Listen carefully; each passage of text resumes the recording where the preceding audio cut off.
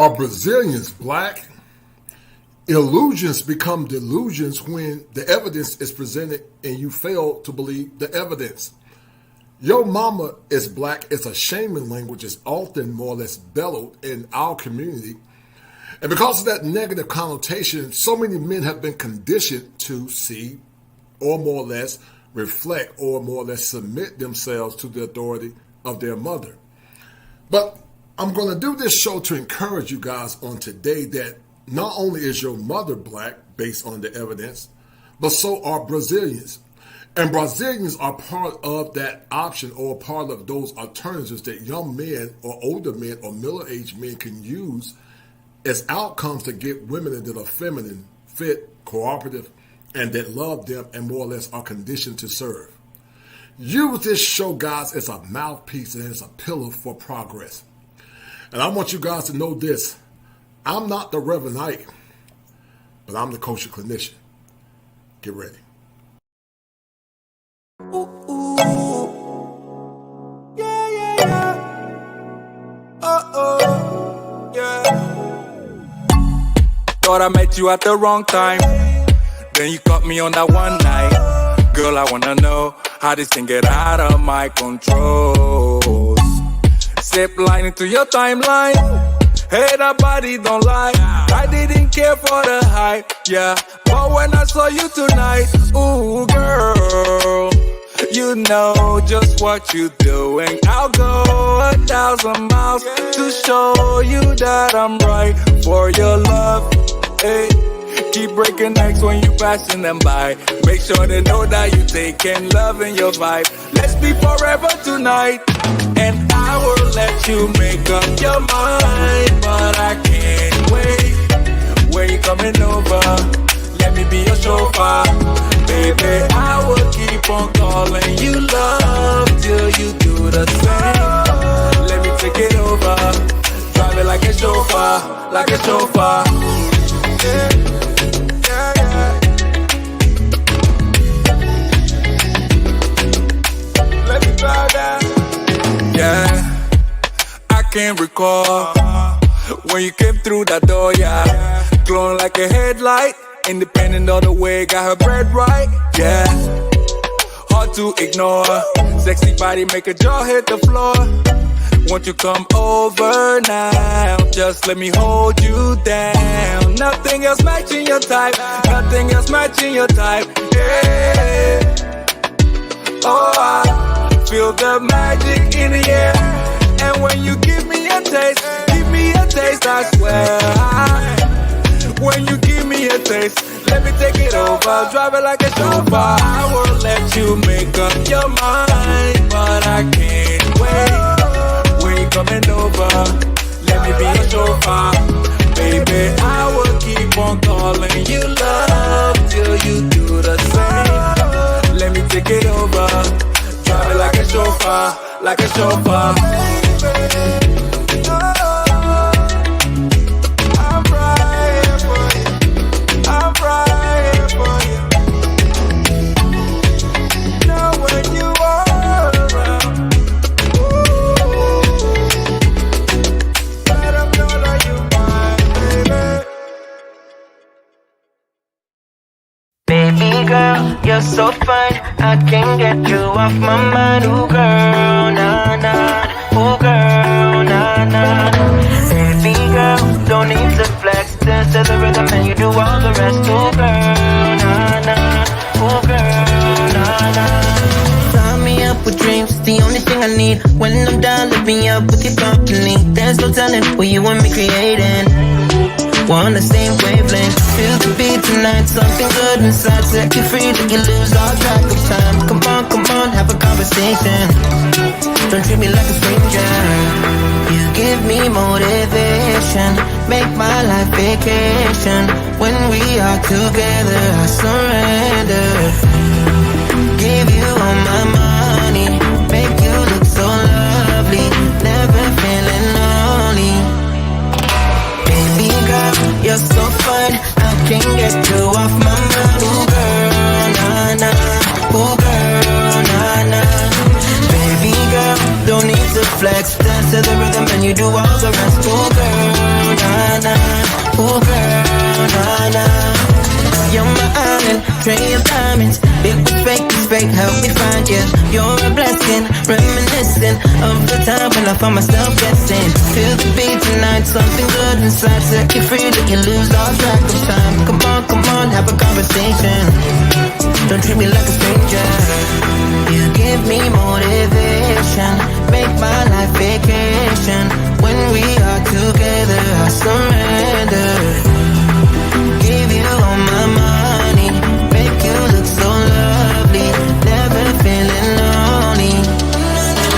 Baby girl, you're so fine, I can't get you off my mind. Oh girl, na na, oh girl, na na. Baby girl, don't need to flex, dance to the rhythm and you do all the rest. Oh girl, na na, oh girl, na na.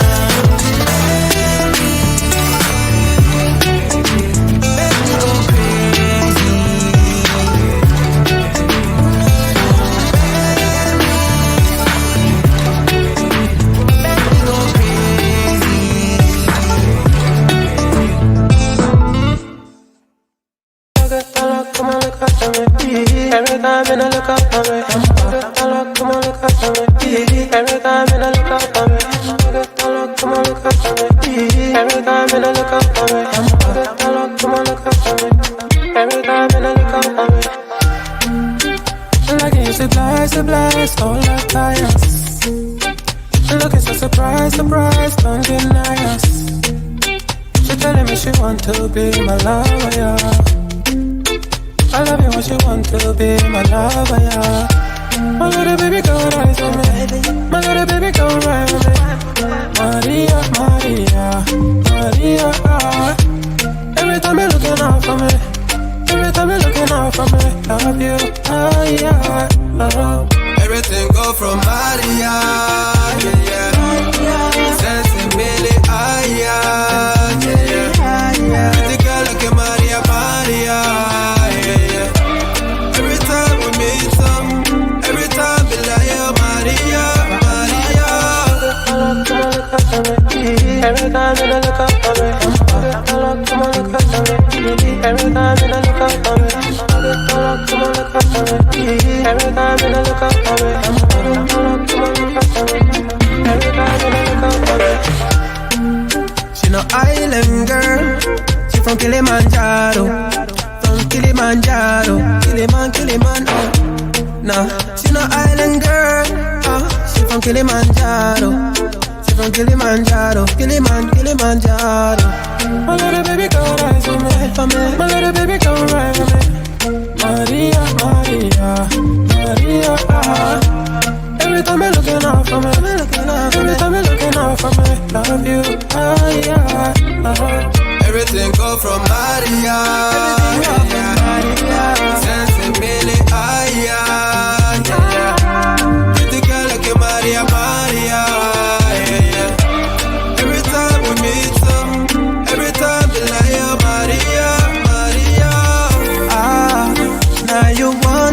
More time with me.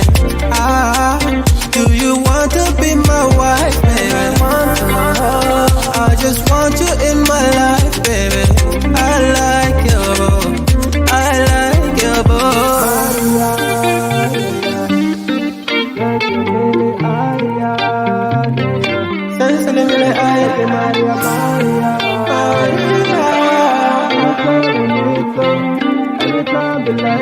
Everything go from Maria, sensibility, ah yeah. Pretty girl like a Maria, Maria, yeah. Every time we meet up, every time be like, oh Maria, Maria. Every time when I look up at me, come on, look up at me. Every time when I look up at me, come on, look up at me. Every time when I look up at me, come on, look up at me.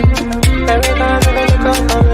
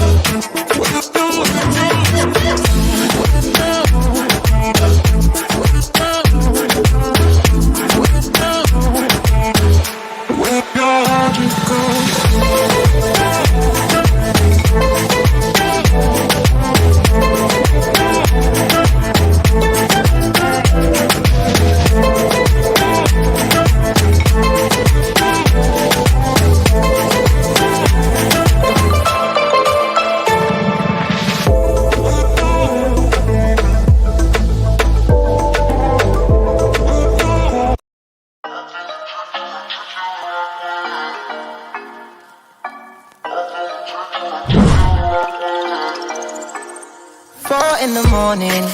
You got me up all cause you need to talk. To 4 in the evening. Wanna break up, say that you've had enough. I'm tired of talking, again and again. Argue about everything. You are my darling. This kiss and make up, I know you wanna touch. You call me every night, call me every day. I just wanna get you alone now. Trust me when I say, we gon' be okay. We just gotta boom, bada boom, ba. I don't wanna fight, you know that I'm right. Baby, let me talk to your body. We gon' be okay, hear me when I say. All right, guys, listen. This is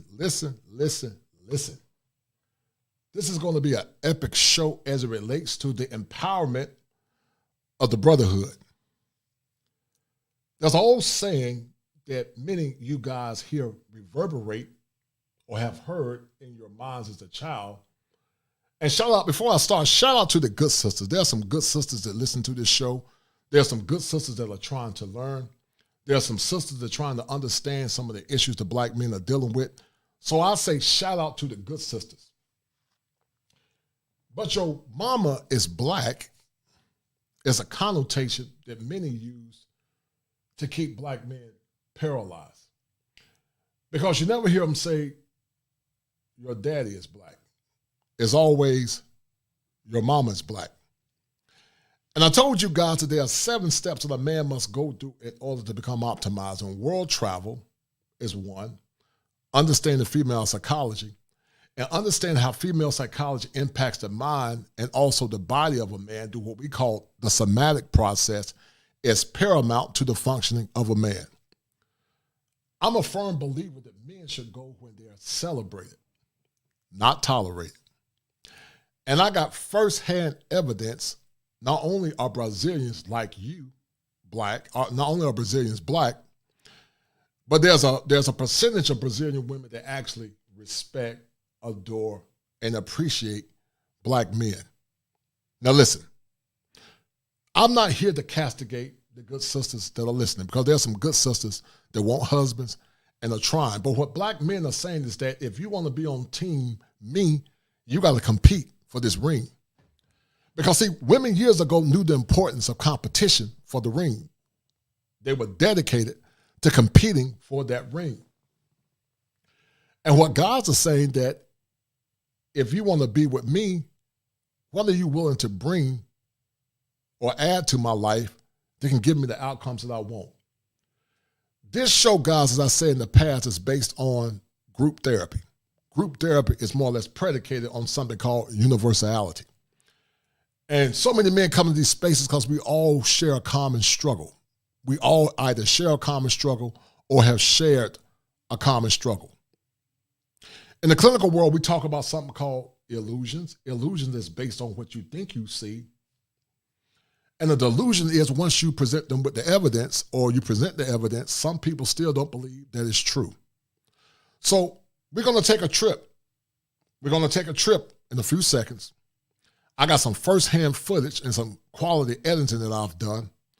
And I want you guys to share this content. So I need everybody to share the content. If you share the content, you'll help me grow this channel and you'll help me more or less stay invigorated as it relates to providing you guys with great quality content. So I'm going to show you guys firsthand experience. I want you guys to be the clinicians on today as well. I want you guys to take your notes.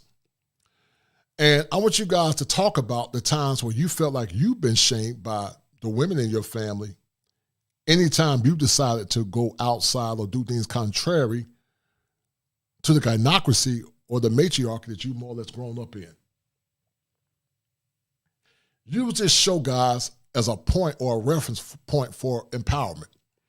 Because there are many countries where men can go where the women actually love, respect, and honor them as men. Now listen, if you are a broken man in America, you're going to be a broken man abroad. If you are a sucker for love in America, you're going to be a sucker for love abroad too. So I'm going to give you guys firsthand evidence to a process that we call in the clinical world collaborative empiricism. And that's just a fancy way of saying we're going to work together to more or less explore the evidence, because the evidence is critical to more or less determining what's going on inside your mind. So anytime to the brothers that are listening have decided to more or less expand their options, have you not been shamed back into silence? If you have, hit 1. When you decide to do something contrary to what some of your aunts, what your mothers have said, and some of your sisters, have you been shamed back into silence? Now, we're not talking about good sisters that love their brother and say, he's a grown man, I want my brother to be happy. We're talking about some of the women that have been broken and made bad choices, and they use a concept called displaced aggression, where they place their aggression towards the man, or all men in general, which is a process called overgeneralization, instead of dealing with the behavior that they actually created themselves. So once again, guys, I'm going to show you guys a first-hand viewing. This is an awesome clip. I want you guys to think. In the clinical world, we call it deep breathing. I want you to inhale the good, exhale the bad. It's time to detoxify your mind, brothers, from the ravages of Western thinking. It's time for you to get out of America and see the world for what it is, because there's a whole world out here to be explored. So I'm going to show you guys this clip. You're going to love it. I worked my behind off for this show. And guys, I need you guys to share the content. If you have not donated, donate to the channel at $ Cash App 7 Smalls at Cash App $7 Smalls. And I'm grateful to everyone that have shared this content or more or less given to me in the past. So I'm about to show you guys this video. Enjoy. Stay tuned. Illusions become delusions when the evidence is presented and those that are involved with the evidence fail to adhere to or listen to the evidence that is presented before them. It appears that in this current time that many modern men are looking for love outside of Western America. And because of that, many black men are returning back to their ethnic roots as they are beginning to explore areas outside of America. And those areas outside of America often consist of countries like Brazil. Salvador Bahia is a place in Brazil that has one of the largest African populations that was more or less a byproduct of the transatlantic slave trade. And in Brazil, many men are finding that these women are more suitable for marriage, that they're more wife-ready, and that they're a lot more cooperative because they have been conditioned and socialized to respect and respond to the authenticity and the authority of a masculine man. Men by nature are very simple creatures. But when men don't get the needs and the love and the respect that they want, 2 or 3 things actually happen. One of those things that happen is that they actually implode within, they become less productive, and they lack the power or the intestinal fortitude to become better versions of themselves. Modern men are actually caught up in a quagmire when they have been conditioned to defer their power instead of demanding power. And because modern men have been conditioned to defer power, many men actually self-sabotage themselves in relationships because they don't demand anything. In this expose and in this show, we're going to explore the dynamics of Brazilians, and we're going to explore how Brazilians are actually black people, as the title of the show is Your Mama is Black and So Are Brazilians, because many times in relationships and many times when men try to defend their position, many times modern women will say of the African American ilk that your mama is black is a form of shaming language. And that shaming language often is a byproduct of a condition that I created called death, meaning they deny the evidence, they become enraged when you present them with the evidence, they argue through ad hominem attacks when you present them with the evidence, and when you become more persistent in your pronunciations, they fight or flee. And because of that, many men are saying that are single, millennials and zennials, that they don't want to be in relationships anymore. And because of that, many men are going back to their roots through companies like African Ancestry and African DNA to get a schematic framework of where their African past is from.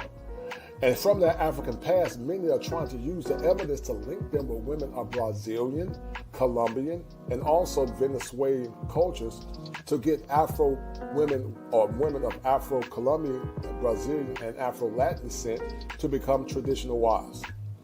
With the evidence presented, many men are under the guise and understand that women in general are the same everywhere you go. But because of the information that they have been given, many men are saying that I would rather take my chance with women from foreign countries than to deal with some of the toxic behaviors in America.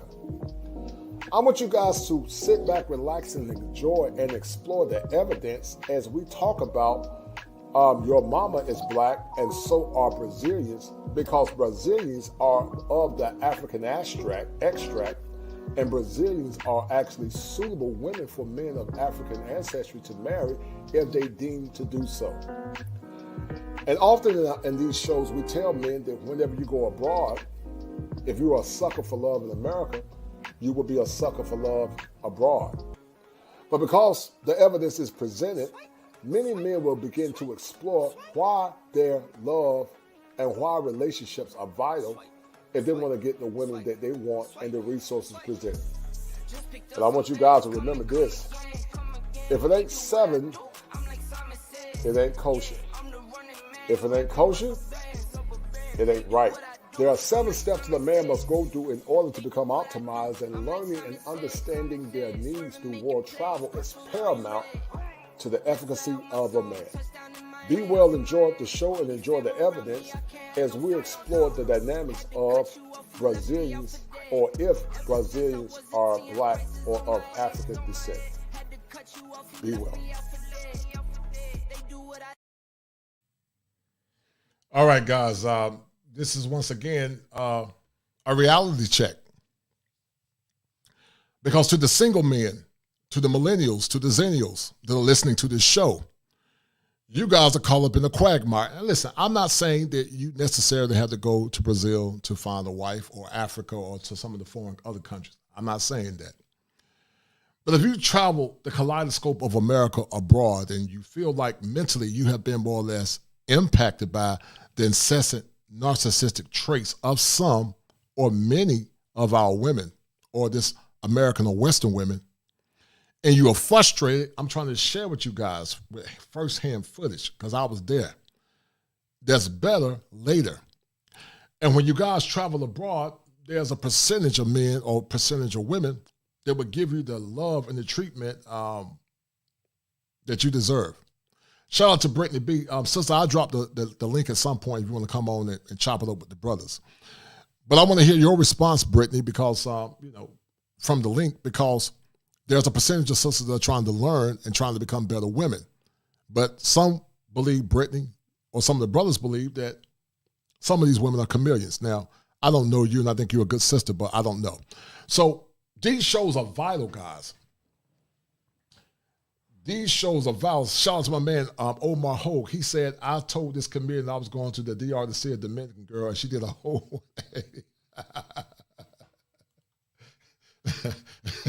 Yeah, right. And see, I keep telling you guys, y'all have more power than you realize. Women have power as well if they know how to be feminine to get a man, but men have more power because, guys, I told you, you are the arbiters for relationships. A man determines who he marries, whether he's a 1 or a 10, that man determines who he marries.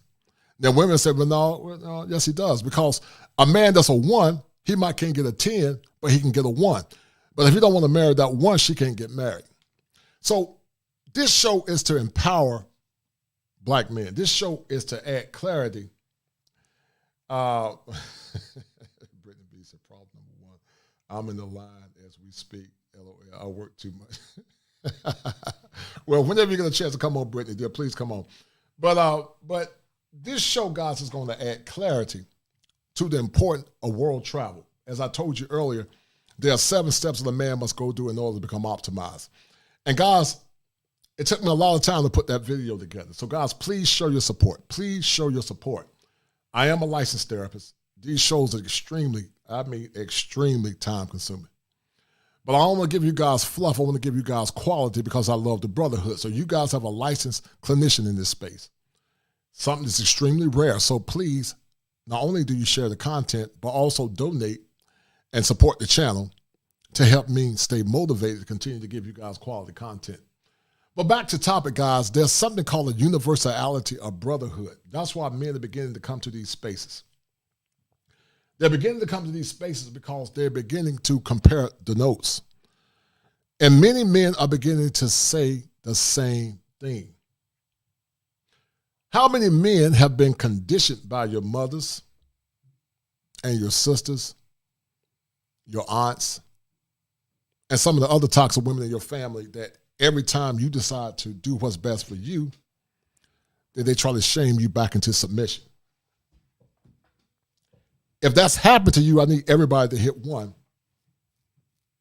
If they have been shamed back into submission every time they decide to do something that's best for them. If you have been shamed back into submission, I need you guys to hit 1.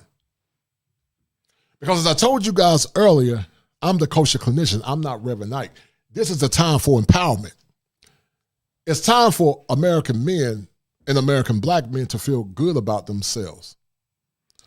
It's time for men to look within and realize that they're not just a tool to be used, but they are somewhat with inherent worth. To some of you guys that are quote-unquote average guys, when you travel abroad, those women treat you like kings. And I'm not saying this, guys, to say you shouldn't, look for women here. If you have looked for them, so be it. But the evidence is constantly piling up. Just like there's evidence that Brazilians are of African ancestry, because every time black men decide to travel abroad, they'll say, well, those women are not black, but oh yeah, they are black. Some are mestizos, some are mulattoes or morenas, but some are just as black as me, and I'm gonna give you the evidence. They're Afro-Brazilians. Africa is beside South America, literally. And actually, it's more those of African extract from Brazil than it is here in America. Because during the transatlantic slave trade, it was quicker to get slaves from Africa and bring them to South America than it was to bring slaves to North America. So they have mixed heritage like we have mixed heritage. That's why they call black folks in America here mutts. But I decided to put this show together because with the same veracity that some of your aunts, your grandmothers, your moms and your sisters and those women in your life tried to convince you because your mama is black, you should be loyal to women here in America that many times don't respect or honor you. I'm telling you with the same veracity, guys. The women abroad are Brazilians and they have African roots. And that if you choose to exercise your choice or your alternatives to deal with women that will love and honor and respect you, then you should do it. You should do it, guys, because you only get one chance at life. Only one chance. You don't get 5 chances. You only get one chance. And your happiness is paramount. You know why, guys? Because you die off earlier than her. Men die off earlier because men are so hell-bent on trying to please the women in their lives. They die off. Men die off because they're constantly trying to get the outcomes that they want as well. And so I want to encourage you guys to know the importance of world travel. I want to encourage you guys to know the importance of getting your needs met. Because when you get your needs met, then you become a better version of yourself.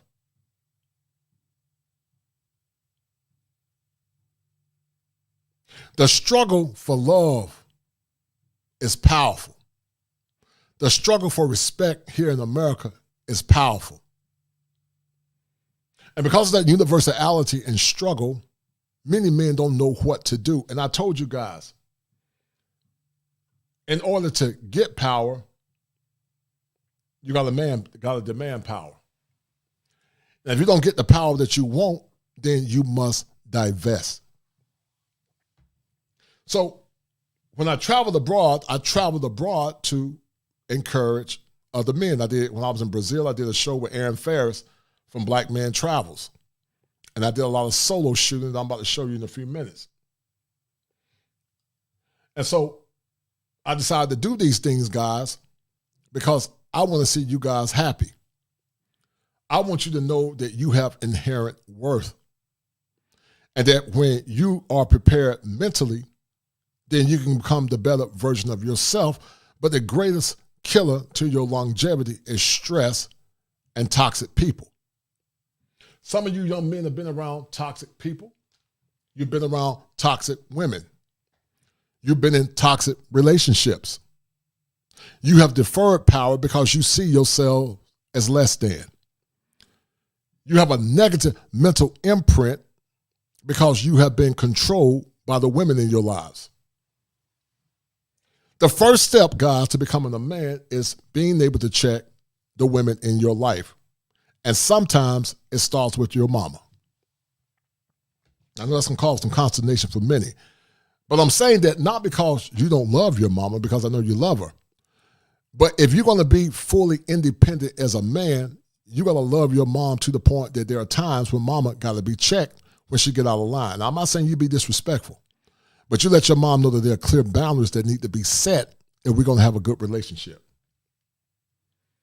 And so when you guys hear the terminology, your mama is black, many times you guys fall right back into line because you don't know what your worth is.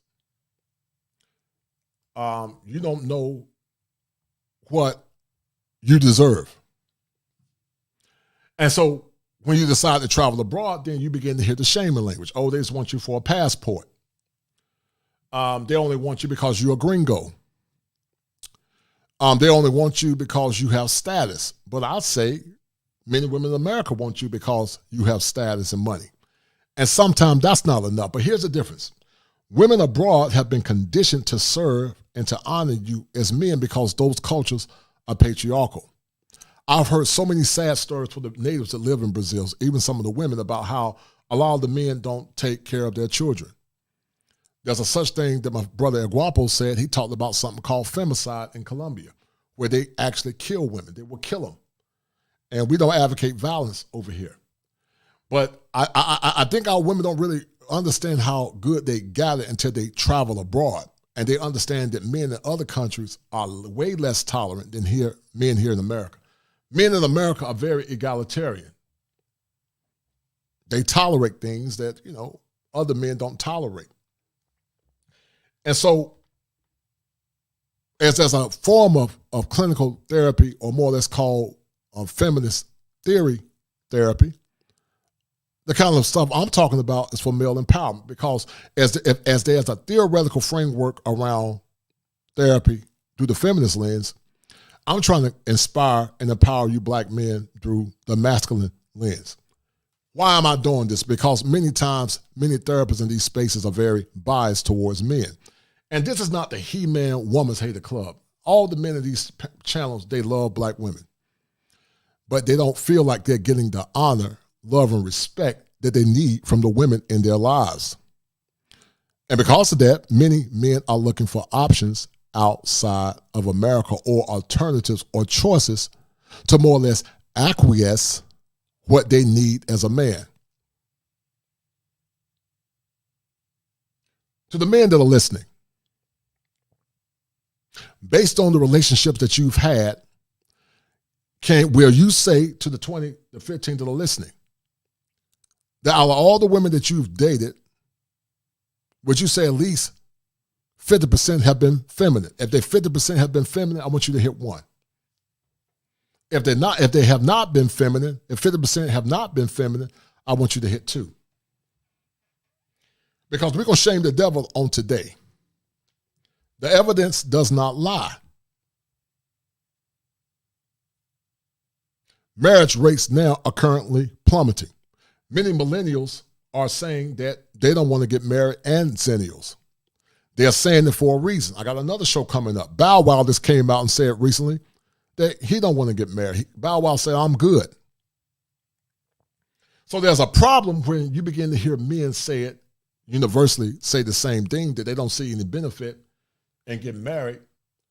or any benefit in being in a relationship. It becomes a problem when men are beginning to say the same thing. So I want to encourage you, brothers, to start looking within.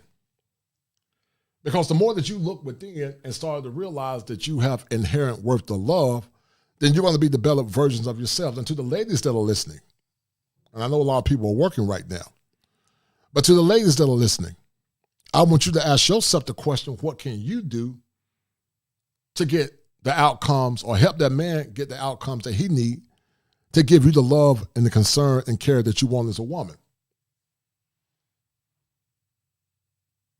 Because it becomes very problematic when you begin to hear men say the same thing over and over and over again. But the problem is that many men don't feel like the world is listening to them. And I did a show with my man Ingram. Ingram did a good video, and I want you guys to check this out. He was talking about why men don't want to get married. So I want you guys to listen to look at this video as well. Because, guys, these shows are very time-consuming. So, guys, if you have not donated, donate to the channel. Hit Cash App, $7 small. I'm going to drop the link to that at some point. But if you don't have anything to share monetarily, just share the content. If you share the content for me, that's money for me. I'm grateful because I love what I'm doing, but I also love you guys. And I want to see you guys happy. When you close your eyes in death, I want to see you guys happy. I don't want you on your deathbed when you're going through your last stage of psychosocial development called ego integrity versus despair. And before you close your eyes to cross over to see your creator, you're angry, you're sad, you're frustrated, you're cursing because you didn't live your life on fullness.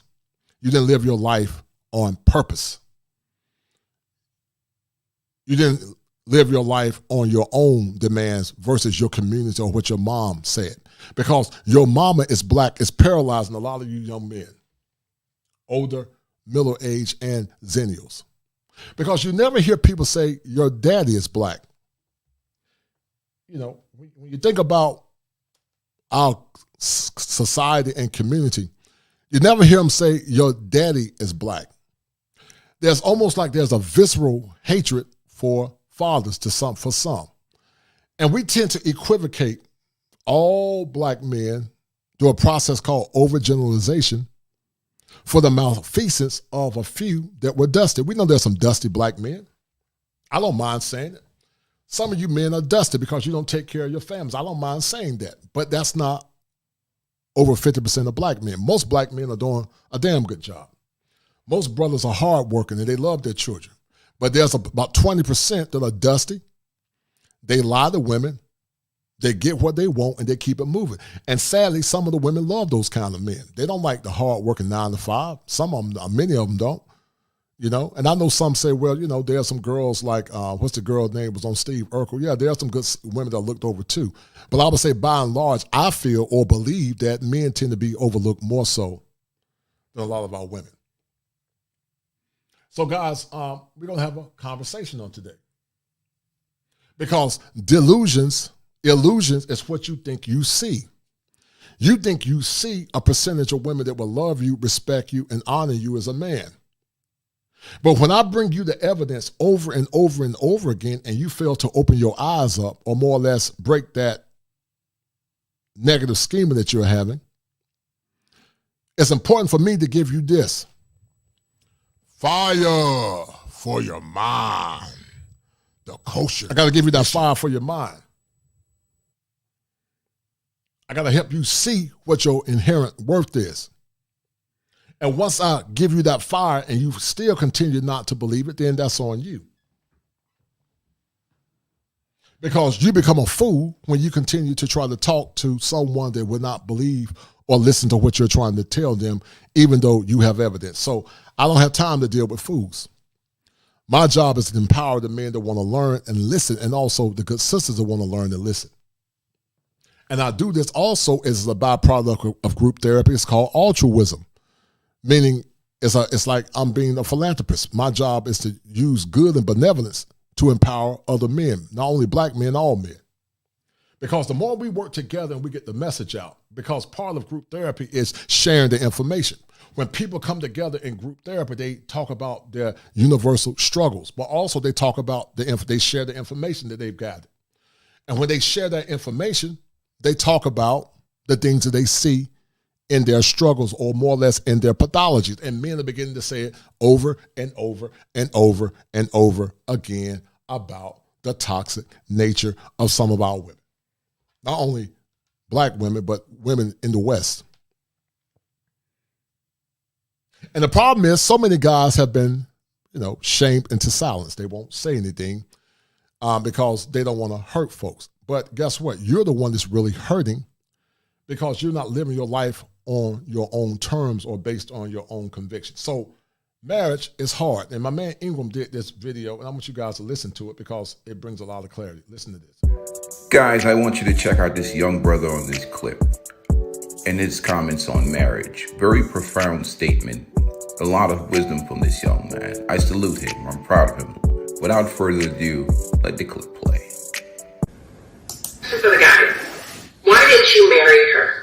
Or why don't you marry her? Because she didn't earn it.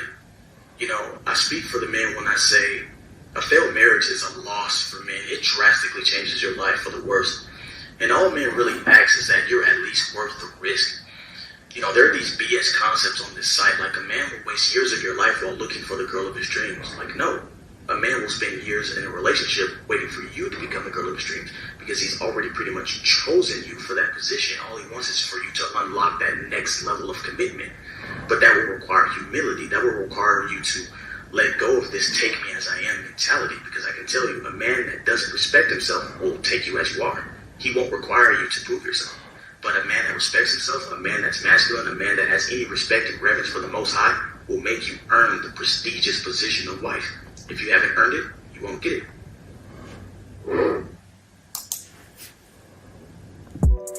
Like this brother mentioned in the clip, a man who respects himself, a man who knows his value, a man who respects the Most High, it's not going to just sign over his life or give up his life for a woman that just doesn't meet the standard or doesn't live up to those expectations of a wife. So when a lot of people ask questions about men and why men aren't married, why there's 54% of black men that are single and unmarried, I think this gentleman, young man, answers the question. So for you guys, I want you to take this in mind. The Ingram Experience in this channel, we support you guys. Stay strong, stay positive. And if you haven't subscribed to this channel, go ahead and subscribe, guys. This channel is about empowering men, but also we support the ladies as well. But I think the men are where we need to put most of the effort in right now. There's enough channels on the internet that cater to women. So guys, enjoy your day. Thank you. No doubt. Shout out Top Gun. Thank you, brother. I really appreciate that, man. Listen, thank you, Top Gun, for the $9, $10 super chat. Thank you. Top Gun said, I'll start out. Come on, guys. Donate for our brother. This knowledge, he's dropping this fire and it's necessary. Yes, it's necessary. And I'm telling you guys that, I love my black brothers, but brothers, we got to do better. We got to do better to get the message out. I feel like sometimes our white counterparts support their movement better than some of our brothers. Not all, but some. And guys, I love you, but we got to get the message out. Share the content. Top Gun have donated. If you have not donated, donate to the channel. As you see, these shows are very time consuming. I'm not up here begging, because I'm not going to beg you for money. I don't do that. But I will say it often from time to time, donate to the channel if you like what I'm doing. If you don't have any money, share the content. The American Brazilian is somebody firsthand that knows what I'm talking about. American Brazilian, at some point, if you can, brother, I want you to pop on. But the American Brazilian is a good friend of mine. He went through some of the ravages of dating women here in America. And see, guys, in the clinical world, there's a such thing called corrective recapitulation. And that's a fancy way of saying that your development was arrested based on what you went through in the past. Your development was arrested based on what you went through in the past. That's called corrective recapitulation, meaning you got to go back and correct and change those negative thoughts that were associated with your past. Because some of you guys' development is still arrested. Some of you guys are still dealing with the pain of your past based on what your mother's told you and your aunts and your sisters told you. Shout out to the American Brazilian for the $10 super chat. Thank you, brother.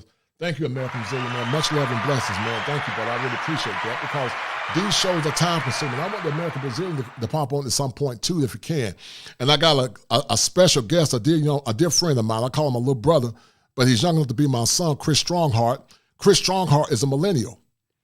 He knows what I'm talking about, and I'm gonna bring him on in a few minutes. But Chris knows about the importance of more or less universality, the importance of sharing information, and how he had to break that negative psychic mold that so many of our young men have. Corrected recapitulation is, once again, you learning to get over your past. You learning to get over the things that have caught, that's more or less rendered you hopeless. American Brazilian, hold tight, brother. I'm going to bring you in too. You learning to get over the things that rendered you hopeless. So I'm going to bring Chris and the American Brazilian on. You guys stand down for a minute. Stand down. Y'all mute your mics. I'm going to bring you guys on in a minute. You can talk, mute your mics.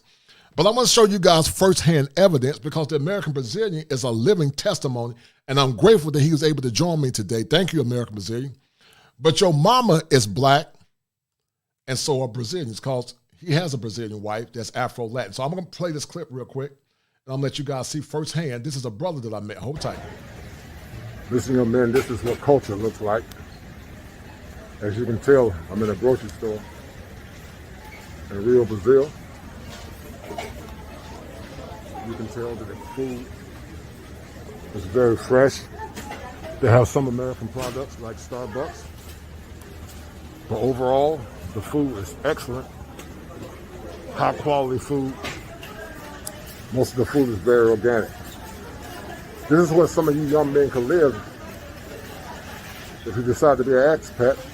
The single men that are looking for better love and support and a cleaner way of life, with the understanding that all cultures have their issues.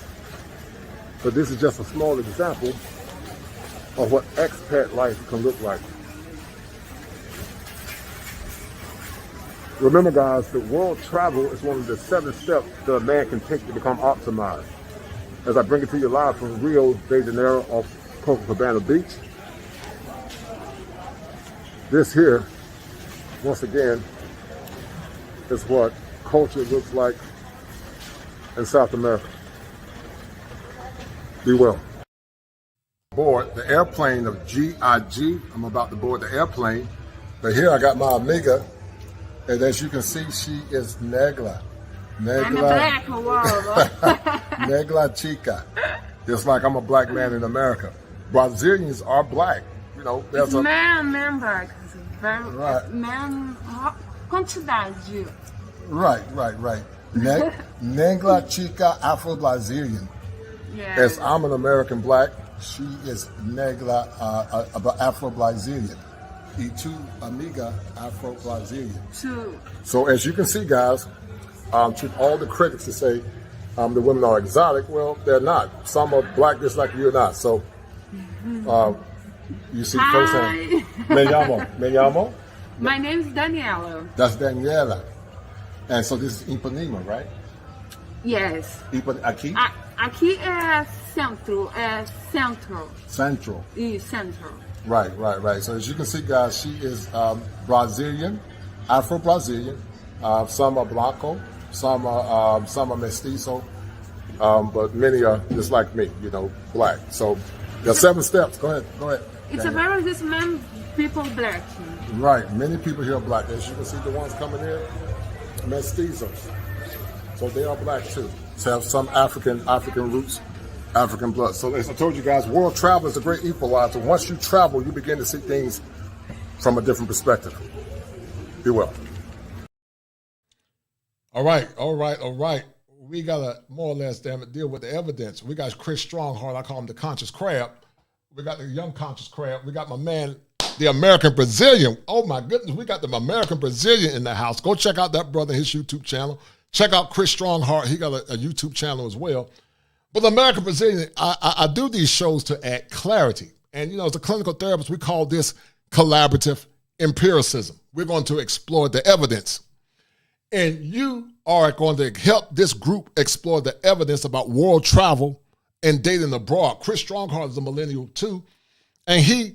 I was in Brazil. Him and I were trying to chop it up, but we were so busy. But I intentionally went to see him when I was down in Brazil. Shout out to my man, Black Man Travels with Aaron Ferris. Shout out to him. And I did a show with Aaron Ferris as well, and it talks about the importance of mental health on the functioning of a man. I want you to tell the audience who you are, brother. Why did you go do your great conniption about dating in America? And why are so many people ignorant to the power of Afro-Brazilians? Well, first of all, let me just say hello to everyone. I hope that you guys can hear me. I'm actually at work, and I'm kind of between clients right now, so I have a window. Well, I've been married and divorced 3 times, twice to the same person, and each time it was kind of more of the same. I think dating here in America, at the time, not knowing the options of dating abroad, you have to have hope. I like what the young brother said in the video clip, that if a man takes a chance on you, he has more to lose than you do if things go south. Right. And I've lost a house. I've lost a few things. I've lost, but then I've gained with my new wife, who's Afro-Latino. Can you guys still hear me? Yes. Okay. And so I've gained with my new wife, who's Afro-Latino. I fell in love with Brazil in 2017 by watching an Al Grease video, which directed me to Charles Tyler, which in turn talked about Brazil. 5 months later, I went to Brazil. I actually met someone online, was dating that person at the time. Things didn't work out, but what I will tell you is this. There's a degree of femininity, a degree of respect, a degree of, I guess you can say, culture and tradition that a lot of Afro-Latino women adhere to. And just so to kind of make people aware, if they don't know, there are actually more Black people in Brazil than there are America. Right, it's Africa, it's Brazil, and it's America. Right. Brazil was, the Portuguese rather, were amongst the first in the slave trade. Not to give a big history lesson, but that is the reason why there are so many Black people in Brazil, or more than there are in America. And I think the quality of women, it's different. It's a lot. It's a lot. I would say it's a lot better because of the traditional upbringing. See, they are raised to be wives. I don't know if anybody out there, look at the Bible, but the Bible says, "He that findeth a wife findeth a good thing." When I find you, you are already supposed to be a wife. Boom. I'm not trying to make you a wife. You're already supposed to be a wife. Right. And that encompasses femininity, that encompasses respect, that encompasses submission, that encompasses cooperation, and that also encompasses, a certain physical maintenance that, thank God a lot of people in Brazil adhere to. Most Brazilian men and women are a little vain, not to be pejorative, but they're vain in a sense that they were brought up, despite what they have or don't have. When you step outside, you represent this family. Kind of like, I guess, we our parents in Black America. You represent our family. So when you step outside, you need to be a good representation of your parents and what we're about in your family. Right. So I think it's a non-brainer. I tell anybody, look, not hating, Black American women. I tell people all the time, and American women on a whole, there are some good women here. But if you had a choice to fish in a pond where the fish that you want were kind of scarce, or to fish in a pond where there's an overabundance and you can just drop your line and you're going to pull up 10s every time, then the smart person would choose the drop in a pond where they can pick up, where it's plentiful. So yeah, man, it's just a better option, man. That's what I found. Well, listen, this is a form of group therapy. When I started the Manhood Chronicles and the Kosher Clinician, it was literally about men telling their stories and sharing their pain, and talking about the struggles that they've had as men growing up in a toxic culture where many times they don't feel like they are respected. Larry, when you dated some of the women from the past, would you say respect was given, or you had to jump through many hoops to get the respect you deserved as a man? I think par for the course here in America is jumping through hoops. It's almost like you become an Olympic competitor. You know, there are things like something as simple as if you like the person, you can't allow them to know that you like them too much because they might try to, you know, abuse the situation. So don't call them back the next day. Wait for a few days. There are certain tests that society has told women to put in place in order to make sure that this is the person for you. So it's a bunch of games, it's a bunch of foolishness, it's a bunch of nonsense. And I go back to Brazil. If they like you, they like you. Like they will let you know in no uncertain terms, I like you. Right. There's no games, there's no fluff, there's no confusion. You don't have to wonder, you don't have to guess, you don't have to speculate, any of that. It's plain and simple. And you know, I can appreciate that. And I'm sure a lot of brothers can appreciate that. But unfortunately, we're in this culture where it's almost like we acclimate to these games that women play, and so now we have to match game with game. Who has time for that? Who has time for that? Who has time for that? Right. So that's a disheartening thing about dating here in America. And you know, I want you to talk about the joy. I remember the show you did with me, El Guapo. Shout out to El Guapo. El Guapo killing the game with his 10,000 subs. I remember me and El Guapo starting out. We were like probably at, I don't know, like 9 something. But El Guapo killing the game. Shout out to my brother. He's really killing the game. Proud of him. And he did a good job, you know, because you was on my show with your beautiful wife. But what does your wife mean to you, man? What does she mean to you? The woman that you have now, what does she mean? I lie to you not, man. When I saw the joy in your eyes, man, I'm not gonna lie. I'm not gonna cry because you know I didn't want to revoke the man card, but I can feel. But man, I could feel the joy beaming from the internet, man. I could feel it, man, and it was weird. I'm like, I couldn't explain it, but man, I resonated with your joy and your pain. But when I saw your wife sitting beside you, I saw that smile on your face, man. I'm like, wow, this is all men are saying, man. We just want a peace of mind like Teddy Pendergrass had, you know. Oh yeah. And you know, you got to go through so much hell just to get it. You got chicks that come into your world and your life. They say that they are the prize, and I tell men she can be the prize in her head. If she want to be the prize in her head, that's fine. But you are the prize catcher. That's a term that I created. The prize catcher. The man determines if she's the prize, and once that man catches her, then she got caught. He's the catch. The man is the prize catcher. The man determines if she's prize worthy, like men did years ago. They vetted their women. And so these shows are important, guys. These shows are so important. You know why? Because your mental health is tied to who you marry. They don't understand that, American Brazilian. Your mental health is tied to who you're married to. Mm-hmm. When you listen to some of the women in your lives and they try to shame you, based on who you date, because we live in a matriarchal culture, your marriage is tied to who you date. And that's why I try to empower our brothers to date and go where they're celebrated instead of being tolerated. Let's go through this journey that you went through, Larry. I mean, American Brazilian. Let's go through this journey. You went through it. Yeah, go ahead. No, I'm sorry. Go ahead. I'm sorry. I thought you were go right. Ahead. You went through a journey of where you had to keep recycling yourself and you had to keep proving yourself. What did it do to your mental health as a man? But before you tell me, shout out to the Casual Observer for the $2 super chat. Thank you, brother. And then shout out to he sent $10 cash out.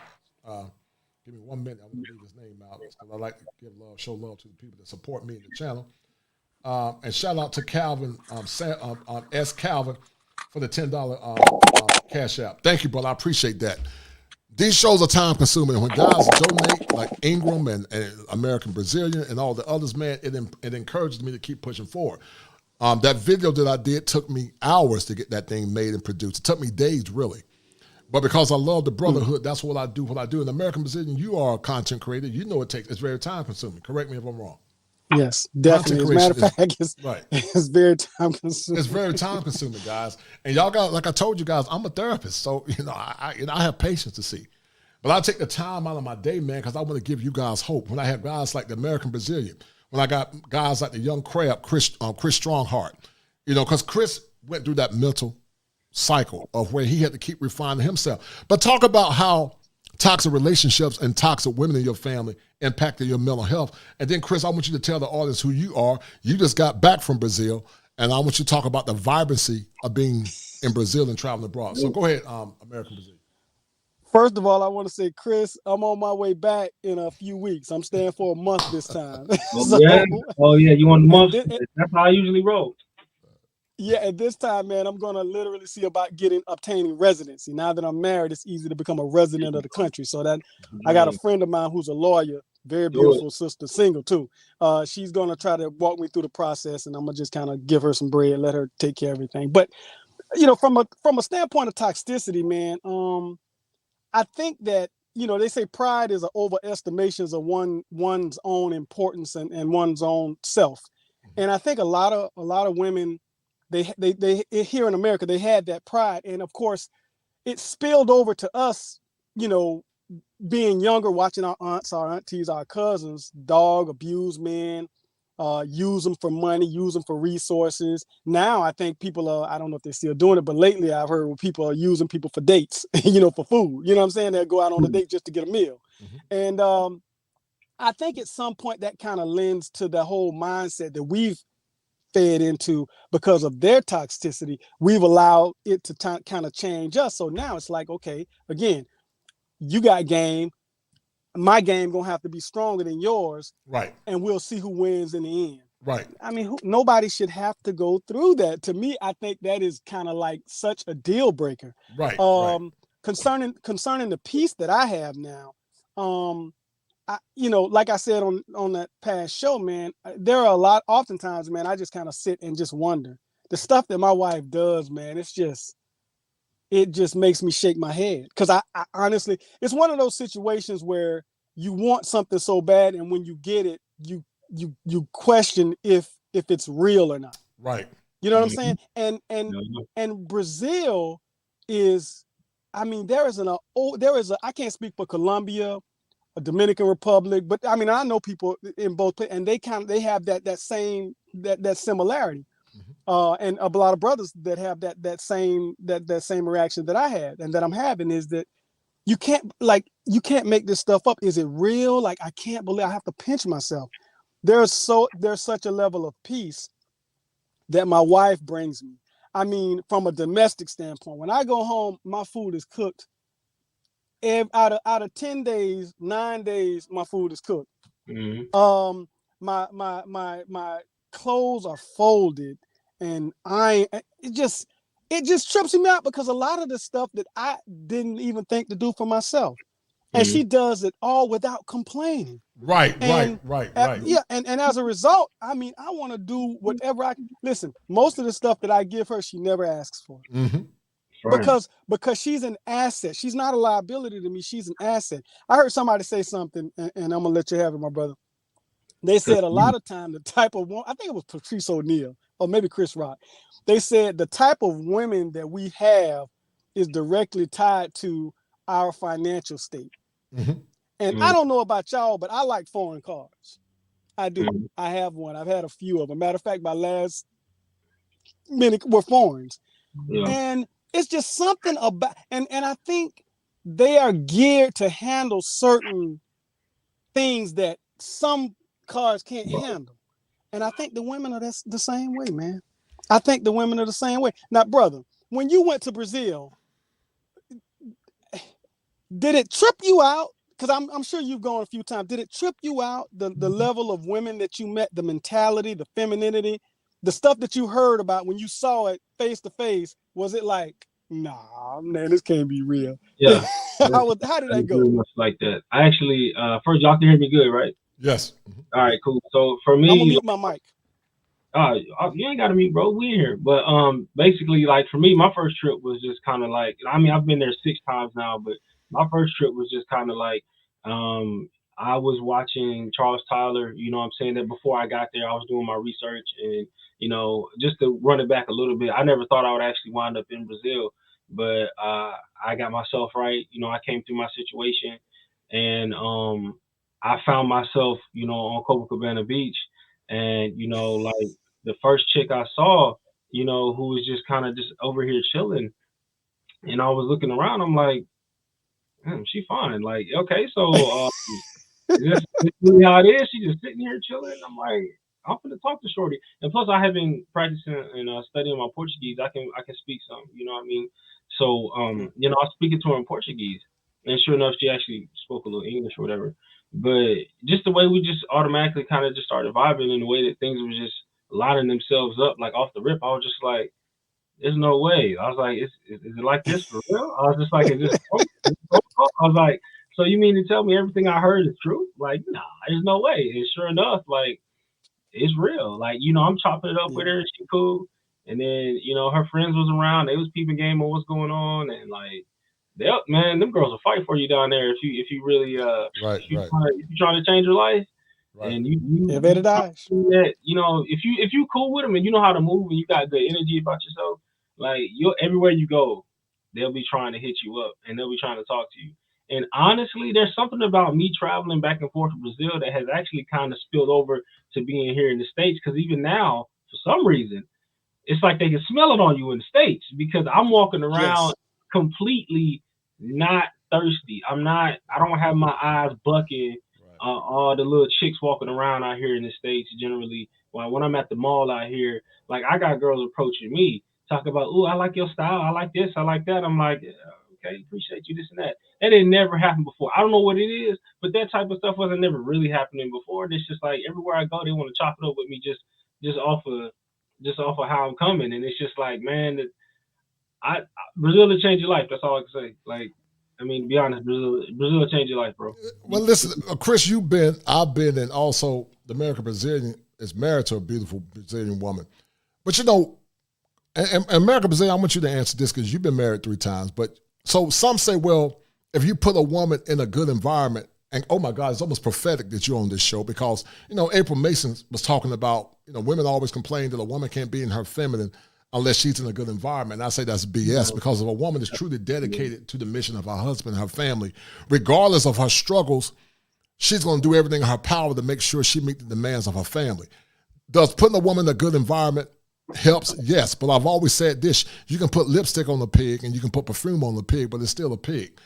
Jesus said you can't take new wine and put it into old wineskins.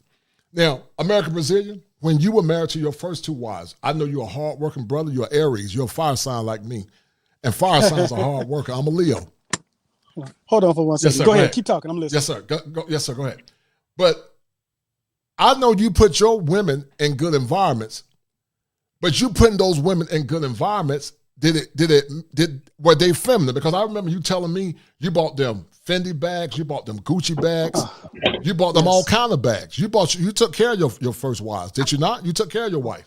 Oh yeah, man. I spent a lot of money on. You spend a lot of money. So people say, well, black men got to work and black men got to work hard, and if they work hard, their women will be more feminine. That's a lie. It's a myth. Correct me if I'm wrong.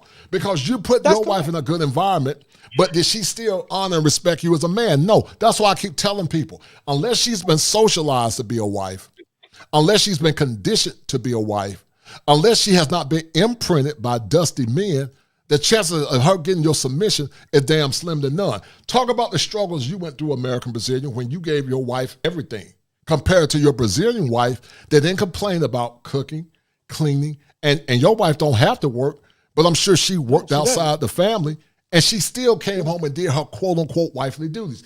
Am I correct, right or wrong? You're right. And here's the thing. There's a saying that I heard a long time ago, and it says, and it talks about the fabric of the person. Or what they're made of. It says that the same sun that melts wax also hardens bricks. Mm-hmm. So it depends on who you are, how you respond to certain situations. Right. I understand what April Mason is saying, but I think where she misses it is not all women are cut from the same cloth. Right. So some women will take kindness and they'll build upon that through appreciation, becoming an asset. But a lot of women, well, there is a lot of women there who will take that kindness and they'll look at it as you being weak. And those are the things that I experienced. I think for me, man, I mean, with my first wife, I mean, I did everything that I possibly could to make sure she had the type of life that she and I both dreamed of. You know, I mean, we grew up in the hood, but then of course we got married and we lived in the suburbs, a nice home, sent our children to private school, bought the kids cars. And none of that. I mean, there was always a situation where, I need more. They may not have said that, sometimes she did, but there was more of a communication through her actions. Right. And the second wife, same thing. It's like, look, man, we got a nice crib or whatever, but it was just a bunch of weirdness. I mean, I tried to make sure they were okay. She was okay. And things just was like, I mean, I'm no saint, but I never cheated on anybody. I never put my hands on anybody. I never emotionally abused anybody. Right. I think for me, and this sounds weird saying it, just being a nice guy, somebody that tries to respect other people, sometimes that's not necessarily looked at in the spirit that is given. And now, but with this wife, oh my goodness, the respect is there, is out front. So a lot of stuff, man, that my wife, like I say, she don't even ask me for it. And I did buy my wife a purse, but the funny thing about it was this: in Brazil, Coach is kind of like the thing, right? And I gotten her something, but while we were in another part of Brazil, she said, "Hey, honey, I think I might want one of these purses." Well, fast forward, when we got back home, I was like, "Look, let's go get you one." Went and got it, monogrammed it, and she said, "Can I tell you something? You won't be mad?" I said, "What?" She said, "I was just joking." She said, "I don't really care anything about this stuff." She said, "But I appreciate the fact that you was willing to do it for me." And it's stuff like that, man. I mean, I can get my wife something from Walmart, man, and it's like I just went to Saks Fifth Ave. Right. And see, that's why I'm so passionate, American Brazilian and Chris, about empowering our men, because I don't want to see our men where they're in the last stage of psychosocial development, when they're on their deathbed and they're about to cross over into the glory world. They're about to see God, or hopefully they see God, they live right. And they live and I caught that. I caught that. And they're on their deathbed, and they're crying because they say, DAM. I didn't live my life on purpose. I didn't live my life based on my own conviction, because they were locked into a mental pathology called corrective recapitulation. And as I said earlier, that's just a fancy way of saying that they're locked in to the struggles of their past. And so in order for those men to move on, they got to go back in their past, Chris, in American Brazilian, and correct the issues that they have dealt with.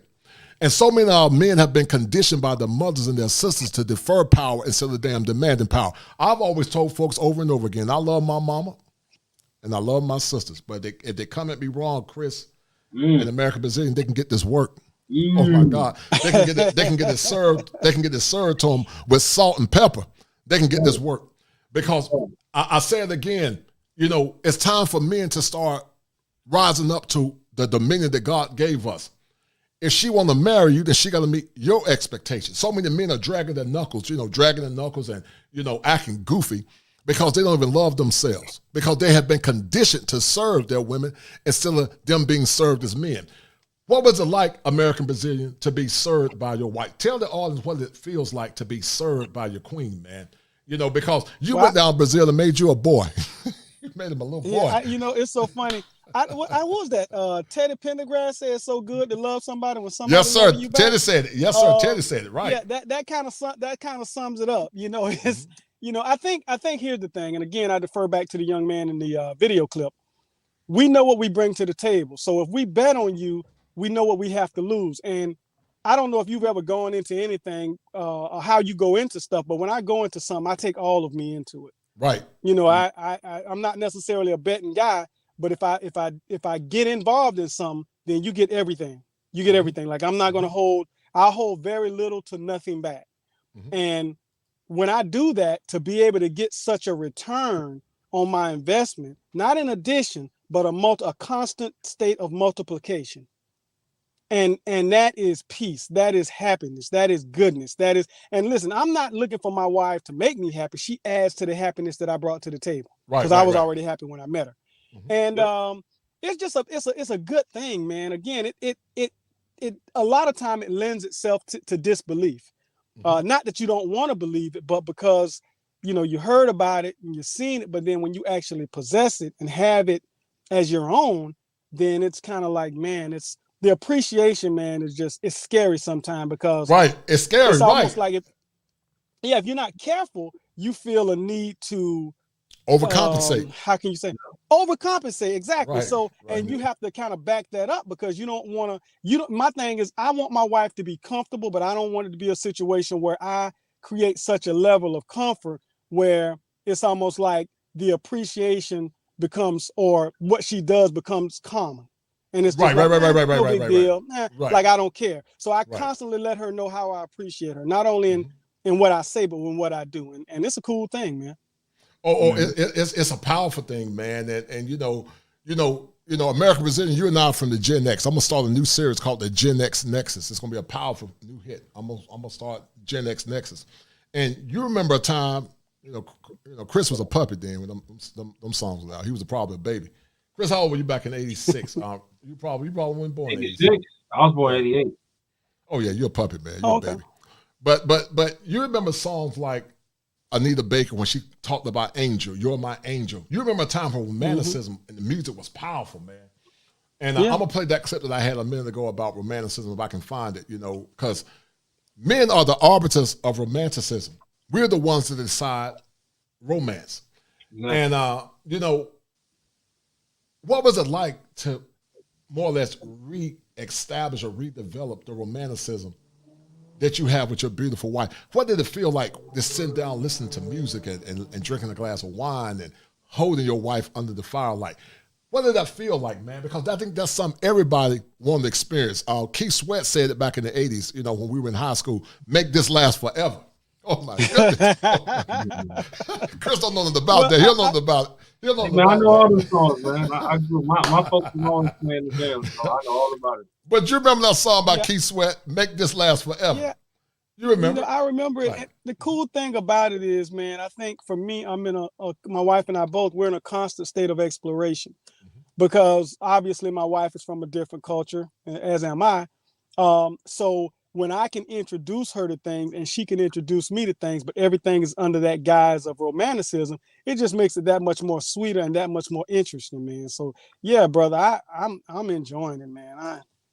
I would recommend it to everybody. Like the brother Chris. Doubt. I recommend it to everybody. I'm sure Chris got recommended to this friend. I got a question for the brother American Brazilian. AG, where about you trying to stay in Brazil? Actually, what we're gonna do is, I'm sorry, I don't know if I did anything. Hold on. Okay, I'm sorry. I'm back. So my wife is from Sao Paulo. So we're going to go to Sao Paulo. And yeah, she's from Sao Paulo. Yeah, Paulista. Yeah. Now I have relatives. I have relatives around in that area, but she's actually from Aracatuba, which Sao Paulo state. So we're planning on going there. We got a couple of big celebrations, and then we may venture off into a few other different places. We may go to Rio, we may go to Salvador, we may go to Menace, we may go to a few different places. So, for a whole month, we're just going to kind of play it by ear, so to speak. But we know we're going to be in Aracatuba and probably go to Sao Paulo capital. You say you're trying to get some real estate, though. Where are you trying to set up your house? Is what I'm asking. I like Aracatuba. Okay. I like Aracatuba because it's for the bang that you get for your buck, man. And that's kind of ubiquitous in Brazil, in the country. But the bang that I saw that you get for your buck in Aracatuba is you win. So for me, that's one of the situations where I really, really like it. Also, there's another city, a state rather, that we fly into, Campinas. Campinas is pretty dope as well. And a lot of people, when you hear Brazil, you think of Rio and you think of Sao Paulo. But man, let me tell you something. The entire country, man, is beautiful. Yeah. There are states, man, that the beauty is just crazy. Yeah. All over. And Campinas is one of the places that I actually want to walk through and possibly stay overnight, stay for a few days. But yeah, man, it's Aracatuba is one place, man, that I just, it's home for her, but I felt like I wasn't sure how I was gonna feel when I went to her actual city. But it's cool, man. I like it. Good. That's good, man. It's good that you actually got outside of Rio for one. Right. My brother's really stuck in Rio, and I'm a bit of a victim of that myself. I definitely have been stuck. And I think brothers who go there, they understand what that's about. You will get stuck in Rio, But the thing is Yeah. that I want to branch out. I want to venture out. I want to see some other spots. Because my thing is, my perspective about going out there is a bit different. I think a lot of brothers, they just want to go down there for fun time, whatever, for maybe a couple weeks or so. But me, every time I go, I'm usually there for a month. So I'm invested in a different way when I go down there, because I'm actually looking to really, truly invest into Brazil. That's why I'm into the language, I'm into the culture. I guess I'm a Flamenguista now. I guess I'm all about Flamengo. You know what I mean? I guess that's, I find myself being a fan. Like it'll you stay there long enough, they're gonna get you. You're gonna be cheering for Flamengo, you know what I'm saying, the football team. So these little things will start happening to you, and your perspective and your connection to that place will start to grow. So that's for me. When I go down there, it's not just about trying to be in and out real quick. When I go down there, like I said, I'm usually there for a month. So I'm in there for like over a foreseeable future. Like when I get older, I definitely see myself not even older, like in the near future. I see myself literally being set up down there in Brazil, because right now I got plans on heading down to Florida very soon as well. When I get finished with my business out here in North Carolina, I'm gonna be heading out to Florida, looking to set up in Orlando. So I'll be a hop, skip, and a jump away from South America. Right there in Brazil. Anywhere I want to go. I mean, I take a flight. I'm 8 hours away from Rio when I get to Miami. So, Yeah. I mean, that's how I'm moving right now, and that's why I'm interested in the type of situations that other brothers are trying to do when they look at setting up, because not too many brothers are usually looking to do some type of permanent situation down there. Most of them just kind of want to go through, and then in my opinion, they just kind of want to flex. You know what I mean? Oh, look, I went to Rio. Yeah. Like, all right. Okay, you went to Rio, but my thing is just kind of like when you actually get down there, you start picking up the culture, you start picking up that language, and you start really connecting with the locals. It's a whole different ball game. Right. So that's why I was very curious about that. Well, let me say this right here, just a brief interjection. I'm gonna say this, and I apologize, guys. I'm gonna have to get out of here to get ready for my next client. But let me say this, Chris, which I'm sure you already know, because you sound like you're an intelligent brother who do your research. It sounds like your journey to Brazil was the same as mine. Same exact, the YouTube video, the chart, same exact, like literally. And you know what's funny? There are so many brothers that followed the same blueprint that you and I follow. But this is the thing.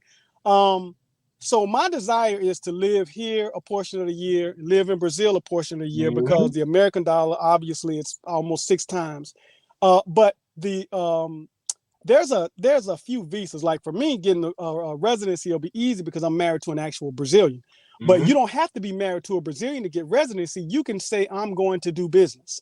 Or I'm going to buy an apartment. You can lease an apartment and get residency. And if you have any, and I get nothing from what I'm about to tell you, nothing financially. This is just me, and I'll inbox you. I'll get your information. I have a friend. Her name is Lais. She speaks very good English. She comes back and forth. She's a native Brazilian. She lives in Salvador. She's a lawyer, and she's going to help me set up my residency. And if you need any, if you're serious and you need anything assistance, then she could.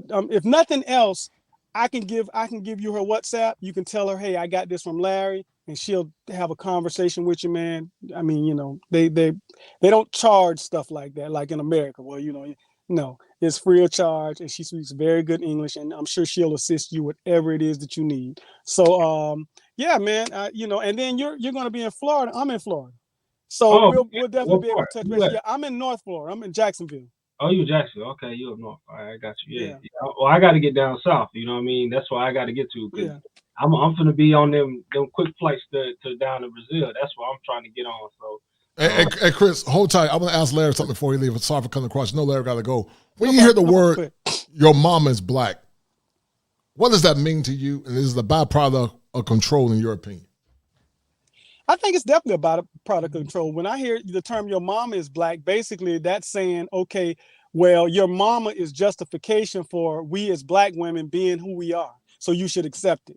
So in other words, if you're saying that black women are this, that, and the other, and they're all things undesirable, or a certain degree of how they act is undesirable, you should be willing to accept it. Why? Your mom is black. Your mom is black, right, which is a form of control. It's a form of manipulation, in my opinion. And it could be conscious or unconscious. But just like they try to bring the veracity of your mom being black, I'm telling young men that are single and young men that are Zennials, Millennials, and Gen Xers that there's better over yonder. The American Brazilian is a living example. He's a living epistle. He's a walking epistle. He's a walking testament to finding love, peace, and happiness, because women abroad will compete for the ring. Sadly, many women here think they deserve a good man, but they don't want to compete for it. I deserve, and you don't deserve a damn thing unless you earn it. You got to earn this ring, boo. Yep. And you're going to prove that you're worthy to get this ring before I invest and take a risk of losing everything, because no fault divorce is made getting rid of a man easy. And I was on the Lapive network with Amira, and I've said in the past, many men feel there's no benefit to getting married here in America. And I agree, it's no benefit for men to get married. Get married for what? To lose everything and to deal with a chick that might not cooperate, or the sex stop, or she get 500 pounds when she get the ring? Exactly. It's not worth it, man. But listen, man, I love you, brother. Thank you for popping on American Brazilian. Man, it's almost like it's prophetic that you popped in, man. And please share the content, man. Please share the content, guys. Definitely. Who are listening. Most definitely. Share this content, man, because these shows are important. I'm trying to grow this platform to 5,000, from 5,000 to 10. But we need a band of brothers to work and support the movement, man, because, brothers got to start supporting brothers if we want to help each other. And so thank you, man, for everything you've done, American Brazilian. And I look forward to you popping on again in the future, man. I got a show coming up soon. There's going to be another classic, Straight from the Mud. And I know you got it straight from the mud like myself, man. So I appreciate it, brother. Much love and blessings, man.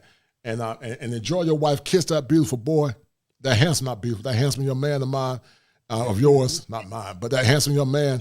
And tell your beautiful wife I say hello, okay? Will do. Thank you, guys. I appreciate the brother. opportunity. Coach the Clinician, right. Thank you as always, Shout brother out, Chris. brother. I'm going to follow the page, man, and I'll email you, and we'll connect that way.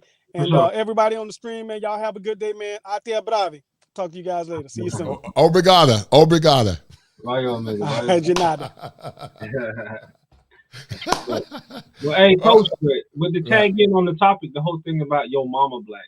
One of the things I've always felt about that is just be like, for me, it's just like, well, I don't want to marry my mom though. Like, why is it that everything has to be based off and predicated off of what our mama did? You know what I'm saying? Like, how come we don't give more credence to our father figures in the household? Everything has to be, kneel at the feet of the mother. Now, I understand that is a result of the culture and how toxic it is, because that's what we talk about. The culture is bad. It's a bad culture that we're under right now. But that lets you know and shows you the way they perceive us. They perceive us as their children, whereas they always have this idea that they are in some type of position over us when it comes to authority, when it comes to schooling, when it comes to at this point now, certain jobs, they feel like they can get that job too. They can become just as much of a CEO as you can. So there's no respect. It's all competition, because they look at us from a place of children. And the thing is, they don't look at other races of men that way. Right. They don't look at white men that way. When they talk to white dudes, or they're not going to try to run that to white boys. They're not going to try to run that to Ahmed, Enrique, and the rest of them. They're not going to pull that, because at least in the beginning, all right, they're going to try to put the veil of trying to come correct. But eventually Black Girl Magic is going to come out when she gets tired of dealing with, oh boy. See, that's just going to happen. You know what I mean? So, like, what I'm saying is just that, this whole narrative and perspective that we have to be beholden to the opinions of Black women, as if to say, you know what I mean? Like, but that's not our role. And that's not y'all's role either. Like, y'all not builders. You know what I'm saying? It's not y'all's position. So when April Mason got on her stuff talking about, we're a byproduct of, I guess the type of women she's talking about, it's just like, exactly what man is trying to marry you? Like, what are you talking about? You're out here lying to these young girls. You're going to get their little heads blowed up, and you're going to get their little feelings hurt, because they're going to be like, oh, he's dogging me. He's going to be this. He's going to be that. And I'm just like, let me tell you something. It is not y'all's position to be out here trying to compete with men. Right. You need to knock that off, right?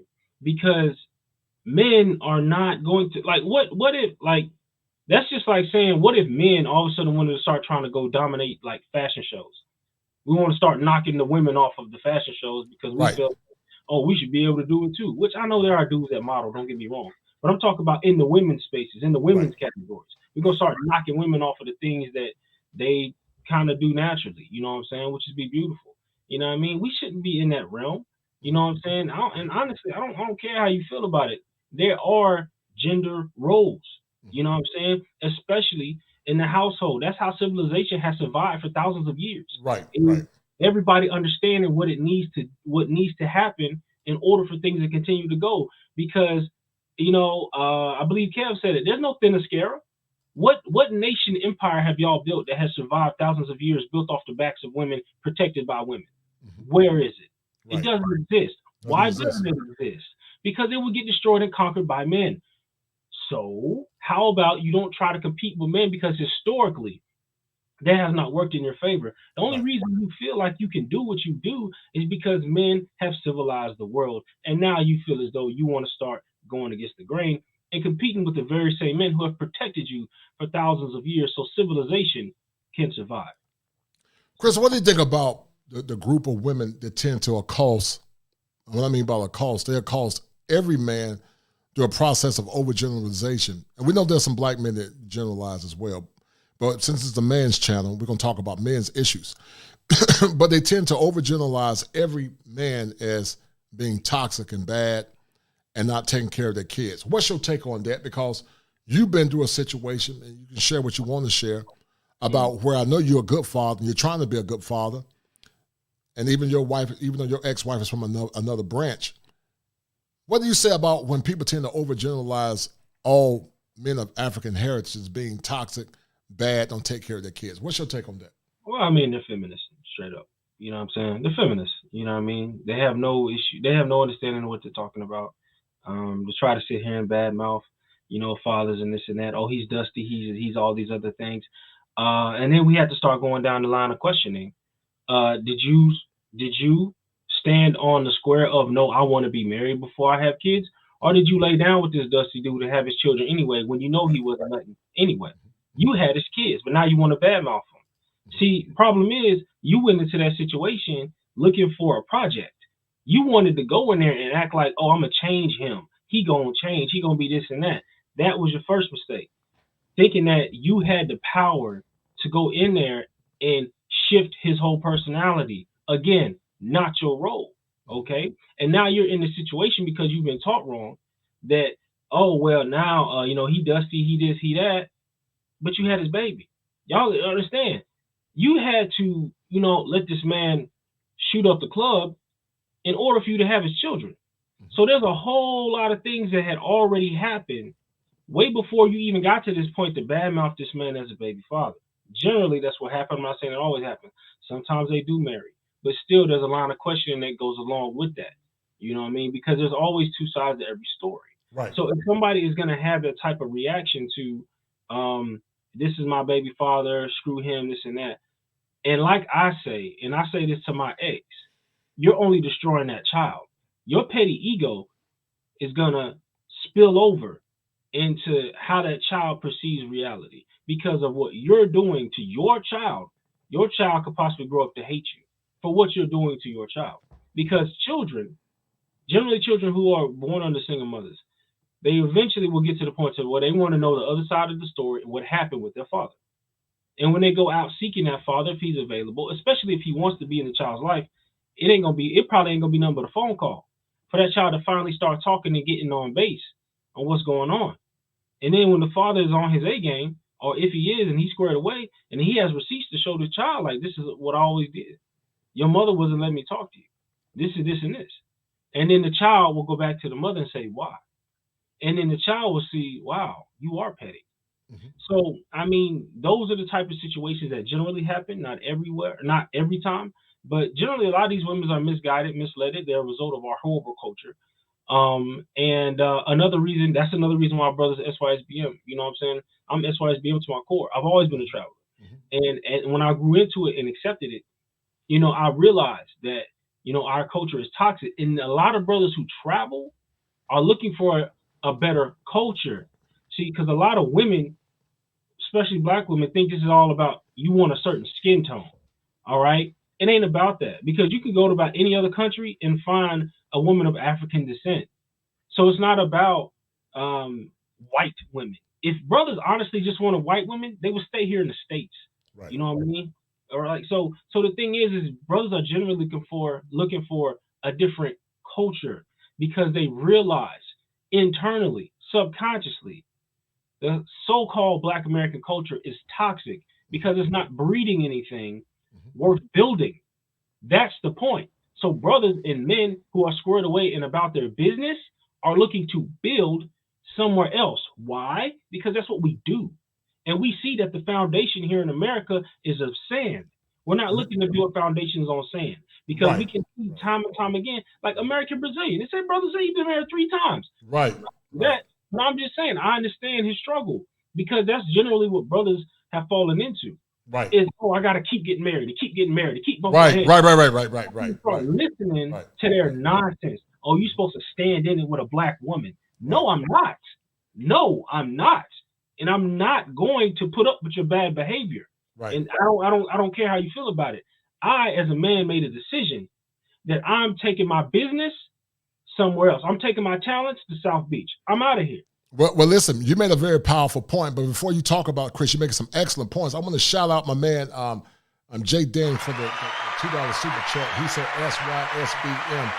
And he's correct. Save yourself, Black men. The Ingram experience talked about something called relationship capitalism, and I believe in that. Is a very, very good term that he created. It's called relationship capitalism.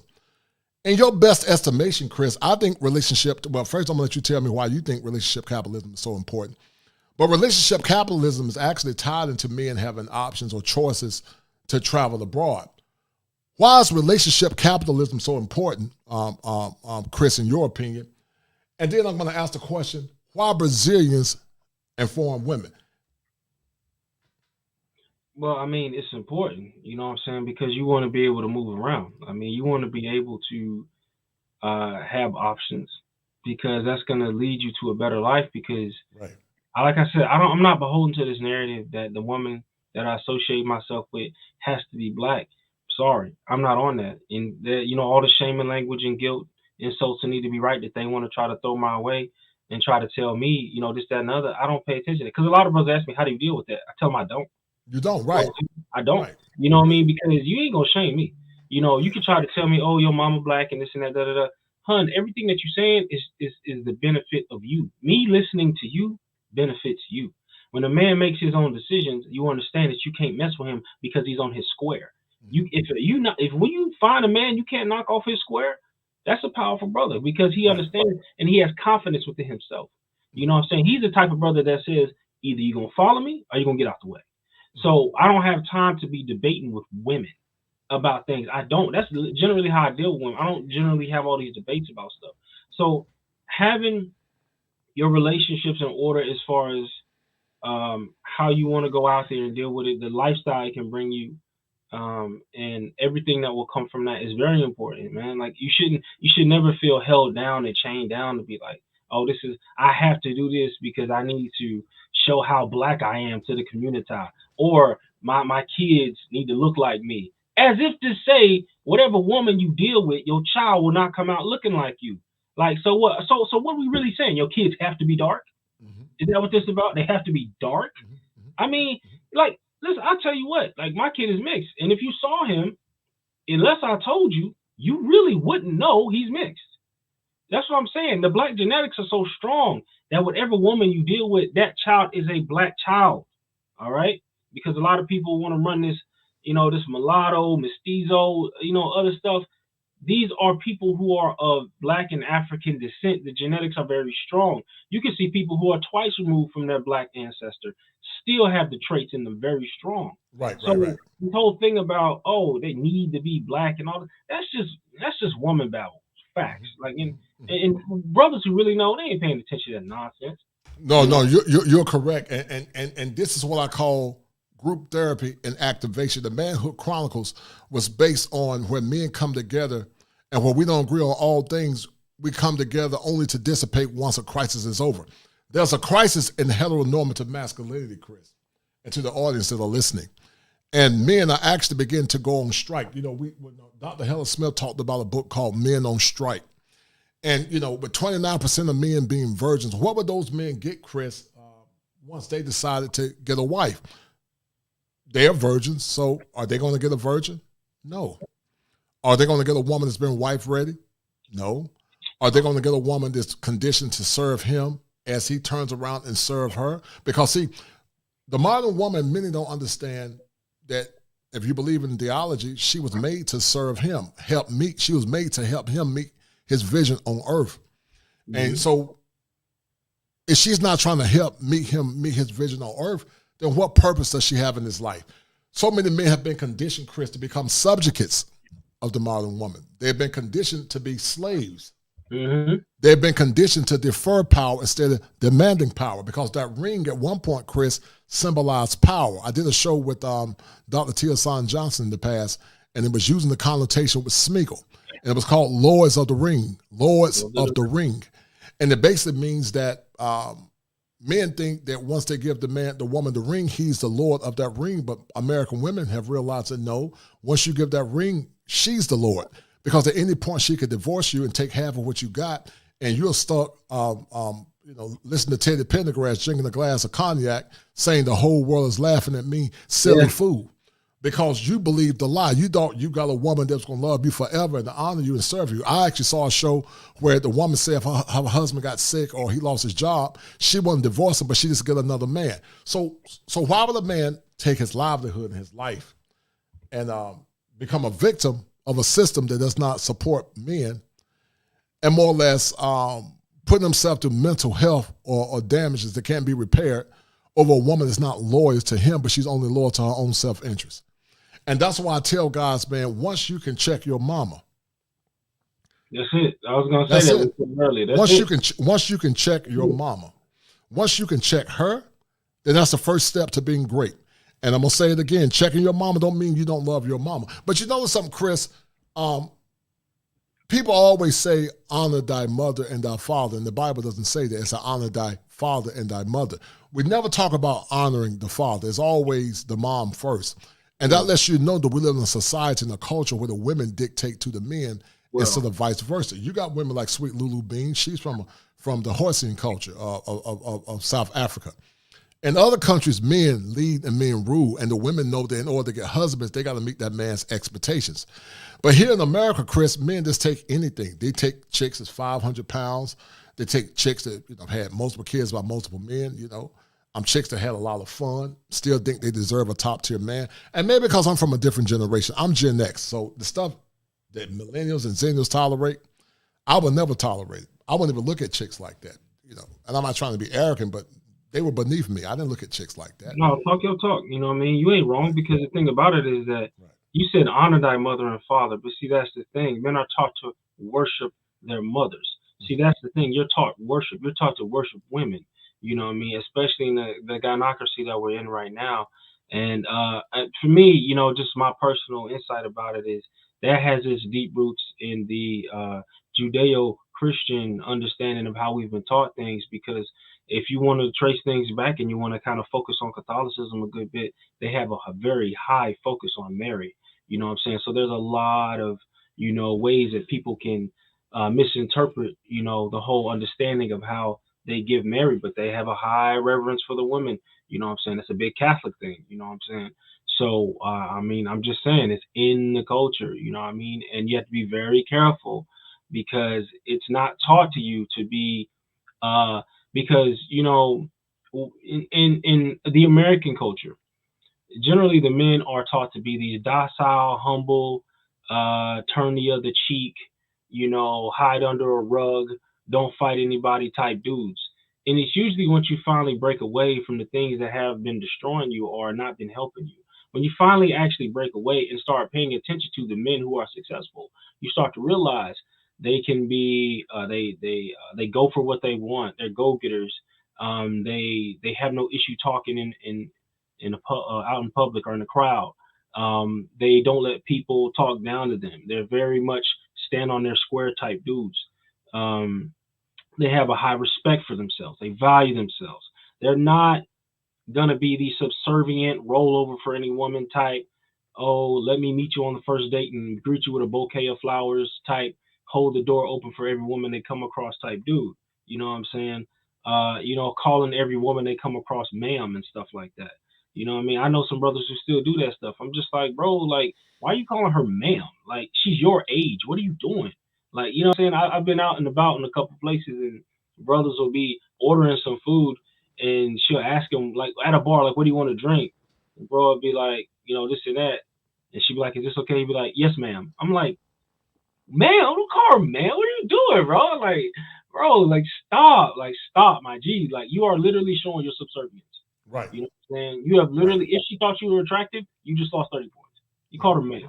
You know what I'm saying? Don't do that. She's not an old maid, right? So like I said, and I said that to say that the culture that has been taught to you has taught you to be, for lack of better terms, beta and subservient. I totally agree. I totally agree.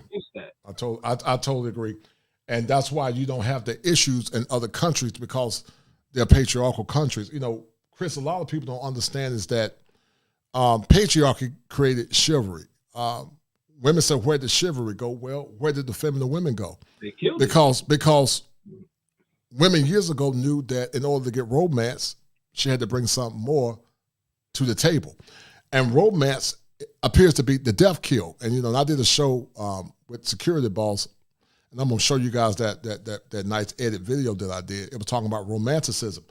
I remember a time, Chris, where it was powerful to be romantic. I grew up in a time when you had Harold Melvin, the Blue Notes, and Stylistics, Teddy Pendergrass. You had Keith Sweat, where the men were romantic. Back in the 70s, the men would hold their women and they would dance. The women were more cooperative back then. And so the men were the arbiters of chivalry. They loved being chivalrous to their women. But now, women want chivalry, but they don't want to give anything in return. And, it burns me up, Chris, when I hear them saying, I deserve. You don't deserve a damn thing unless you bring something to the table other than your vagina. You're going to prove that you're worthy of this damn ring. You're not just going to get this ring just because you think you deserve it. Because men have too much to lose in relationships, Chris, just to say for a selfish woman to say, I deserve. No, you don't. No more than a man deserves to get a good woman. I don't deserve a good woman if I'm not bringing nothing to the table. So how in the hell do you deserve a good man just because? You don't just deserve a good man. I deserve. The level of entitlement is appalling. I deserve a good man. No, you don't, woman. You don't deserve nothing. But to sit your ass down. That's what you deserve. That's what you deserve. It irritates me, man, when I hear that I deserve. You don't deserve anything no more than a man deserves. They want traditional outcomes, straight like that. That's a modern women want traditional outcomes. That's what it is. Right. They want they want to be these modern go-getter alpha women who want these traditional men, and they complain about where did all the men go. You destroyed their hope, hon. You killed it. You know what I'm saying? You killed the hope of men who these stand-up gentlemen who thought that, if I'm just a nice guy and I just tell her how I feel and I open the door and I do all these things that worked in the 50s, that, I would be. There's a movement in the arts and Chris, hold on. Can you hear me? Literature that originated hold on, Chris. in the Hold on. 18th century. Hold on. I'm sorry. Go ahead, Chris. I'm sorry. Go ahead. No, I was just saying that, they have this perspective that, they can be these modern women and still have, traditional outcomes, where it's just like, hun, the game has changed. To be honest, y'all changed the game. And men are reacting to the programming. We're reacting to the Matrix. The Matrix has shifted its programming, and we're like, you know what I'm saying, the enlightened ones who are on the Nebuchadnezzar, who are now on the road to Zion, who have woken up and said, guess what? We follow Morpheus. And Morpheus has showed us the path. We're on our way to becoming Neo. And we understand that y'all agents have shifted the game on us, because the agents are trying to hold you in the Matrix. And we fighting against y'all. We're like, nah, we're not having that no more. So now that we're enlightened, we're up on the programming, we're just like, look, this is it. Y'all have set a narrative, and we're reacting to it. That's really what it is right now. No, I totally agree. I totally agree with you, Chris. And I want some of the women to pop in to the women that are listening. Brittany, if you're still listening, dear, I would love to hear your point of view. Lulu Bean always adds clarity, and she's a very intelligent, traditional African woman. Lulu Bean, sweet Lulu. Oh, I thought you were talking about Brittany. For some reason, I was talking about Brittany Renner. I was like, Brittany Renner? Not Brittany Renner. Wait a minute. Brittany B. But Chris, you're a Cancer, so you're very romantic. I'm gonna play this clip about romanticism, guys. I want you guys to listen to this. Because I remember a time, because I'm very romantic. I love romance. I love treating a woman good. I love I love, listening to soft music, drinking wine, laying up on the couch, just chilling.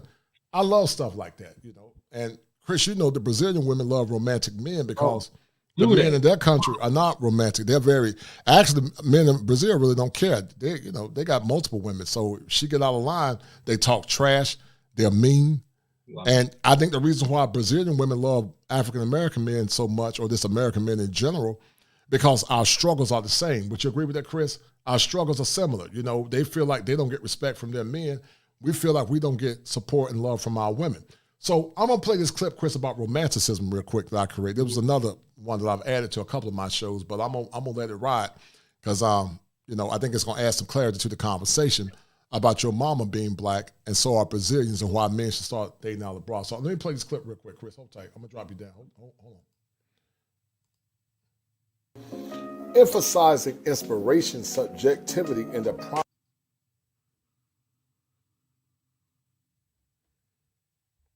Can you guys hear it? primacy of the individual. Romanticism, also defined in the dictionary, is the state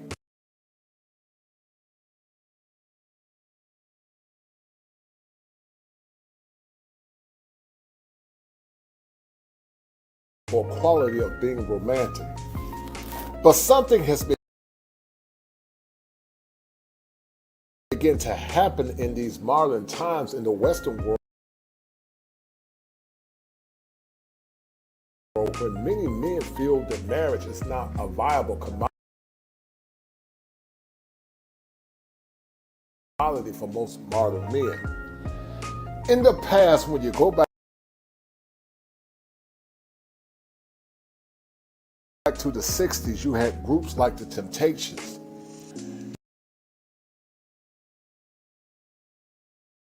You had groups like Sam Cooke. You have groups like the Stylistics. You had groups like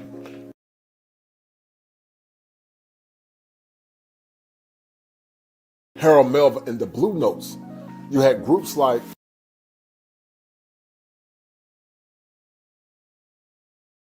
Blue Magic and all the other romantic groups that were actually part of a time when love was actually in the air and the women actually responded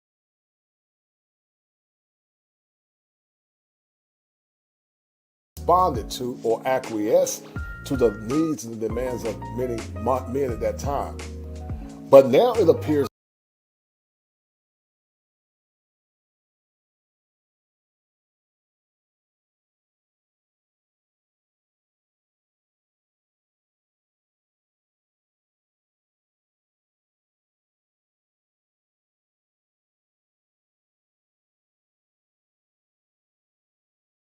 that many men are frustrated with modern dating and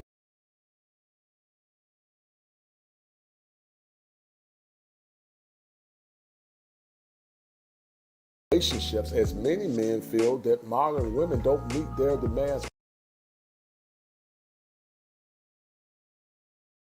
or needs. And because modern women don't meet the demands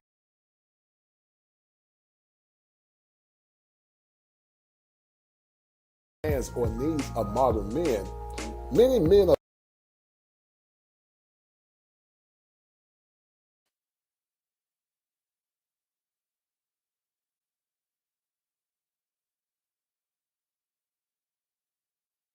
The internet's slowing down, guys. I don't know what's going on, but don't worry about it. We'll finish the conversation. But you guys can check that show that I did with I can't think of her name, the security boss. That's the intro. But it was talking about romanticism. And shout out once again to Top Gun. Top Gun said that 100% correct. Those foreign women face the same adversity from their men that we face from our women. You're correct. That's why they're more prone to love. And so, guys, I don't know if the computer was overloaded. Sometimes if you overload the system, it'll slow down. So I apologize for that once again. But Tim, drop the link. I I want to have a conversation before I let you guys go. This has been a great show. Tim dropped the link, but the question remains, have you guys been conditioned to more or less get less? And are you willing and ready to see what your worth is? Because there's a whole slew of women from other countries that are foreign that are willing and waiting to love you. And to the women that are listening, the good righteous sisters that are listening, what do you feel about the conversation? How do you feel about men of African origin going where they're celebrated versus being tolerated? So I want some of the women to come and add to the conversation as well, because these shows are very important to the mental health of so many men. Because when you hear millennials like Chris Strongheart saying that he don't like the quality of the women here in this country, it's very important that men and women begin to self-introspect. Shout out to my man, MC Recovery, Wellness, and Relapse Show. Thank you, brother, for the $20 super chat. Thank you, brother. And he said, I thought back in the day that I was going to have the wife that wanted to build. Why are black women can't feel the power of what being feminine brings to us? Right. And based on what he's saying, that he thought he was going to have a woman that's going to help him build. But so many men are struggling just to have a piece of the power of a feminine, genuine, loyal woman. Chris, what does loyalty mean to you? When you think about yourself and when you dated, what does it mean to have a loyal woman behind your back? And to some of the women that are listening, join the conversation. If you got a question to ask me or Chris Strongheart, he just got back from Brazil. Him and I were down there. We didn't really get a chance to chop it up, but we were down there together. And to the ladies that are listening, I want you to join the conversation, because I'm going to end the stream in a few minutes. I can't do no 4-hour streams a day. But Chris, why is that so important, brother? Well, loyalty is a very, very big factor when it comes to having your relationship, because you want to have that trust and understanding with this person that they actually value you. I mean, for me, I'm definitely wanting to have somebody who's loyal, and loyalty shows itself in a lot of different ways. I feel like, when you deal with loyalty, you want to have somebody who, one, respects you and who wants to be a part of what you got going on. If she comes in with her own agenda, her own narrative, she comes in trying to change you, she undermines a lot of the things that you try to do, or she doesn't care about what you are or what you're trying to do. When you see that she doesn't really have an interest in any of that, she's literally indicating that she has her own agenda, and she just hadn't really told you what it was yet. So, her loyalty will come in, when you ask her about certain things. She's not trying to bite your head off. She would have no problem really laying down her social media, or at least severely reducing her social media posts and all that other stuff. If you came to her and you told her, like, look here, I don't like you posting stuff like that. I don't want you posting your body all over Instagram. I don't like that, because I don't want you advertising for other dudes. I know exactly what you're doing. I know what you're doing. Oh, well, you're not going to tell me what to do. All right, fine. Well, it looks like we're not going to be able to be compatible, because I will not put up with that. And most women, they want the argument. They want you to fight with them. I'm not going to fight you. I'm going to give you options, and you'll decide if you want to be a part of that or not. See, that's how that rocks. I was talking to my bro about that actually last night. I said that when you build your standards and you build your barriers with women, this is what protects you from going through all that. Oh, why she played me? Why she cheat on me? Why did she do this to me? It's because you didn't set your standards. And if you did, you didn't stick to them. Right. No, I totally agree with you. Men are the arbiters of relationships. That's why I when guys, they act all goofy, happy wife, happy life. I wish a woman would tell me someday I'm happy wife, happy life. She get her feelings hurt. There ain't gonna be no happy wife, happy life. It's gonna be happy us, happy life. I didn't get married to serve you. I got married for you to serve me, for you to help me meet my vision in earth, that I can build an empire. If you're not coming to the relationship ready to serve me, you can go, because I know what my worth is as a man. And before I, become a subject to a woman, I will remain single. And I tell any young man that, as an older man talking to the younger men, Chris is a millennial. Some of you younger men are zennials. Never defer your power to a woman that's not been conditioned to serve you as a man. And some of the men, sure, you got to step your game up. But the point is, the churches are not preaching male empowerment. They're not teaching men to be empowered. No. Black men are the muse of society. We always have been the muse of society. That's why I never understood the incessant need to berate black men and always accost all black men as being abusive, bad, or violent. The majority of black men are good men. They're hardworking men. They're not violent. But always we tend to more or less accost all black men is bad. And so men are getting tired of it. Chris, you know it, when you travel abroad, what are the Latin women saying about black men in America? I want you to tell the young bucks, you know, and you got to keep it PG, but besides the PG part, what are they saying about black men in America? Why they love black men so much? They love us out there, man. I try to tell the young bros who talk to me, the young bros who ask me about it, I'm telling you, they choosing for black American brothers out there. And it's not just about money. We come with a different style. We come with a different swag. Because you'll see them other dudes, they be out there too. But I have literally been in situations where these European dudes will be trying to all choose up on, you know, these chicks out here, and they think they doing something by sitting up with them. And then all you, as a brother, sometimes all you got to do is show up and just be in the area. And then her friends gonna start bucking. They gonna start looking around, and they gonna start seeing like, who, you know what I mean? And like, and when they hear that accent, and when they find out you an American, it's over. A lot of times, she gonna want to know like what's going on. Like, you know, do you speak, the language, or they'll come upon you like, like, hey, or sometimes all it takes is just a nod. You know what I'm saying? You just nod at her, like, hey, what's good? Or you could, in her language, you could, you know what I'm saying, just like, oi. You know what I'm saying? You hit her with that cold oi, you know what I mean, real quick. And then she just like, oh, you know what I'm saying? And then you start asking, because I'll run it down to her in Portuguese, you know what I'm saying? I'll close slowly, you know what I'm saying? And she'll tell me her name, and I'm like, what's happening? And it should just be like, see, and then we start, you know what I'm saying, going back, and then we'll sit there, we'll talk, you know what I'm saying, and just be like chopping it up in Portuguese, you know? So, I mean, it's even when you get the language, oh my God, it's game time. When you get the language, it's game time.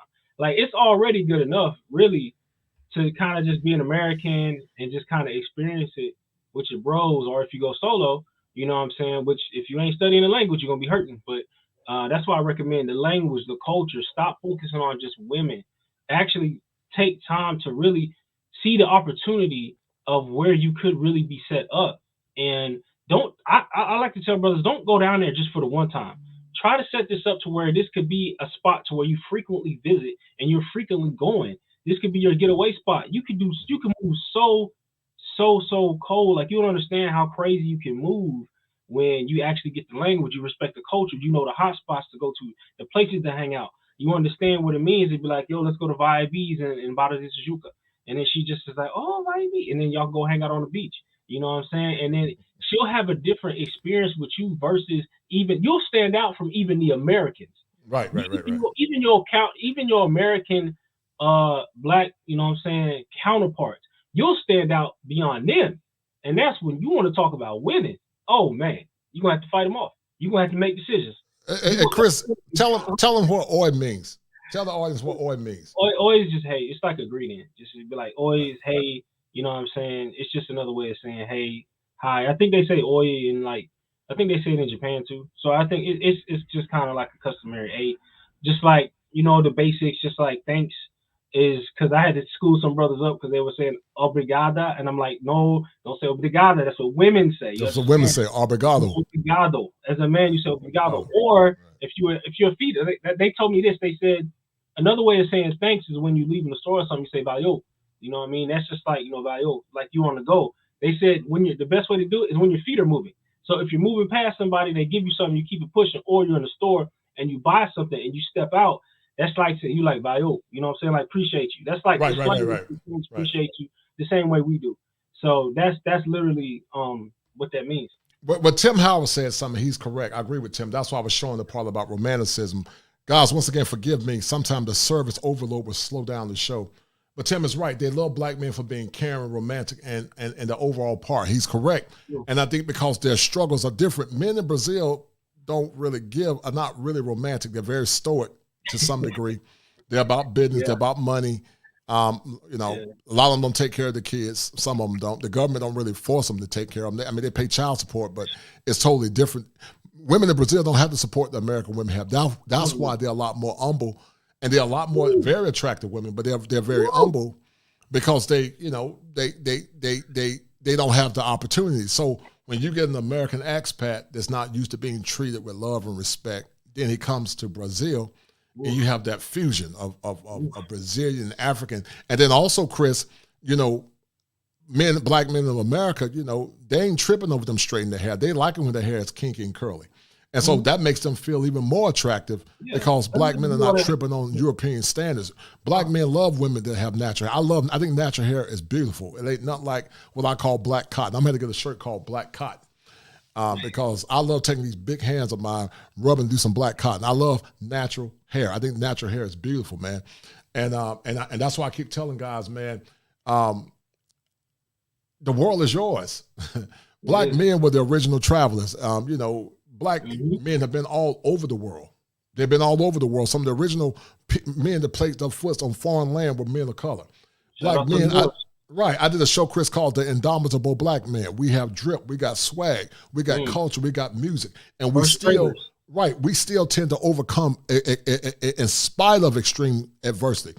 Look at all the great groups that were made back in the 70s and the 60s and the 40s and the 50s. We still overcame, man. And that's why I tell black men your self-esteem is so low, but I'm here to empower you guys. That's why I do this show, because as a licensed therapist, until you remodify your schema, until you remodify those negative thoughts that have been impacting you as a man, until you see yourself as the image of God. Because when you travel to Africa, when you travel to Ghana, when you travel to Nigeria, when you travel to Mozambique, Zimbabwe, South Africa, when you travel to Latin countries, those women are they're drooling over you. Yeah. That's why I say you should never settle for subpar behavior. Yeah. Because Frederick Douglass said it, Bella, to me that power never conceded to anyone without a struggle, and never have and never will. And so many of our women here think that they are better than you. Yep. They look down on you. If you make $50,000 a year, they say, oh, that's not enough, but they're not giving you anything in return. They're giving you other men's children many times. They've had a lot of fun. They got a bunch of debt. Men are overweight. They're not feminine. And then to the good, now don't get it twisted. Men, we look past some good women too. We look past some good sisters that should have been wives as well. So it's not always the men, but because this is a men's channel, my focus is on male empowerment. And so, Chris, talk about some of the things you experienced, your first Brazilian experience and what it felt like to be loved and honored by a foreign woman. And then I'm going to drop the link. Tim has dropped the link. I want some of the women to come on. I want some of the men to come on and ask Kristen our questions about being more or less encapsulated by this old negative trope called your mama is black. Because so many of you men have been conditioned to not, do what's best for you.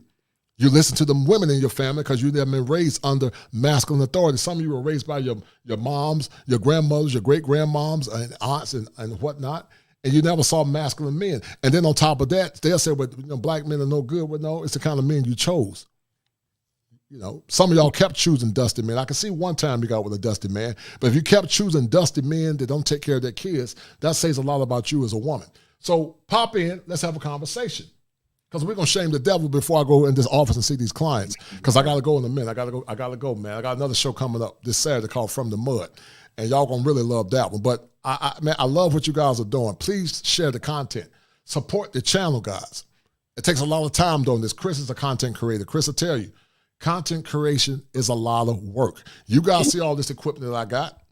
I got the file for your mind. I got the mixing board. I kicked out close to over $5,000 investing in this YouTube business, man. Literally over 5,000. You see all this furniture I got in the back? Y'all see all this stuff? All this helmet by itself is almost $150. Those mini helmets are expensive, almost $50 a piece. So guys, I've invested in the business for you because I want to make sure I bring these brothers quality content. And that's why I need you guys to donate when you donate. I'm not one of those YouTubers that say, oh, I'm going to get ad, it's going on. You see where it's going there. I don't say it just to say it. Some of these cats are lying. They investing in the business. They're not reinvesting in the business. They're just talking. But I'm very serious about investing. Shout out to my man, Uncle Stu, for the $5 super chat. Thank you, brother. Uncle Stu, go check out his channel, Uncle Stu, Old Man on the Block. He's growing as well. And Uncle Stu always giving me credit, and I appreciate that, brother, where he says that a broken man is a hopeless man. And a hopeless man is a very dangerous man. And so many men, Chris, have been conditioned under a gynocracy where they defer their power. But I'm going to empower you guys on the day because I'm the kosher clinician, and I want to see you guys do well. I want to see you guys happy. I want to see you guys, when you're on your deathbed, you got a smile on your face because you lived your life on your own conditions. You didn't live your life on the condition of what the world said or society said. You lived your life on your own conditions. I'm telling you, it's a powerful thing when you live your life on your own terms, and when you understand that there are 7 steps that you got to go through in order to become optimized. And once you begin to see the world for its beauty and its brilliance, you'll never see the world the same again. You will never see the world the same again once you start traveling. You'll never see American women the same once you travel. Once you get outside the confines of America and see the world, a whole new world, you'll be like, oh my God, what have I been missing? When you start seeing women that are beautiful, I mean, very attractive, and they treat you well, women that probably be 7 or 8s in America, but you know, there are 4 or 5s in that country because of so much beauty density. The women are so gorgeous. Yeah. You don't when you come back here, you say, what am I selling for? You know, because it's greater over yonder. And that's why I do these shows, guys. And that's why I want to continue to empower the brotherhood, to continue to empower all men, black or white, because my mission is for all men. But I have a special love for black men in America because we have been the muse of society. Not only black men, Latin men as well, Afro-Latin men, because, you know, I want to shout out to them as well. But, Chris, I want to show the audience something real quick. Yes, Uncle Stu, he's right. Uncle Stu, he's right. I put 5,000 in my studio, and I'm 4 away from 600 subs too. Right, Uncle Stu, right. It's expensive, man. You know, all this equipment is expensive. Y'all see it in the back. You see it. Mm-hmm. You guys see it. You see all this equipment. This stuff is very expensive, man. I put a lot of money in this business, man. And I do it because I love you guys. This mixing board I got, almost $800, over $700. This mic that I got, you see me talking on. This mic and arm is almost $350 to $400. So it's a lot of money, but I'm honored. I do this because I love you guys. And every dime I get, I put it back into investing into the channel and investing into the work because I want to see you guys grow. I want to see you guys win because in the multitude of counsels, there's safety. I want to bring some more evidence, Chris, to the audience real quick. And then I want some of the women to pop in real fast and also the men. I'm not going to make this stream long because I'm going to start cutting these shows up. But hold tight, Chris. I'm going to add this real quick. Hold tight. As you can see here, I have mi amigo. He's an Afro-Brazilian. Exactly. So for the people that say that Brazilians are not black, they're very much black. As you can see over there, the young lady, she's Brazilian. She's Afro-Brazilian. And as you can see, this young man is an Afro-Brazilian. Brazil has one of the largest populations in Africa. From Africa, right. So if you guys ever get a chance to travel, come check out some of your own people. Bring it to you live from Rio because Brazilians are descendants of Africans too. Be well. Man, you got the evidence.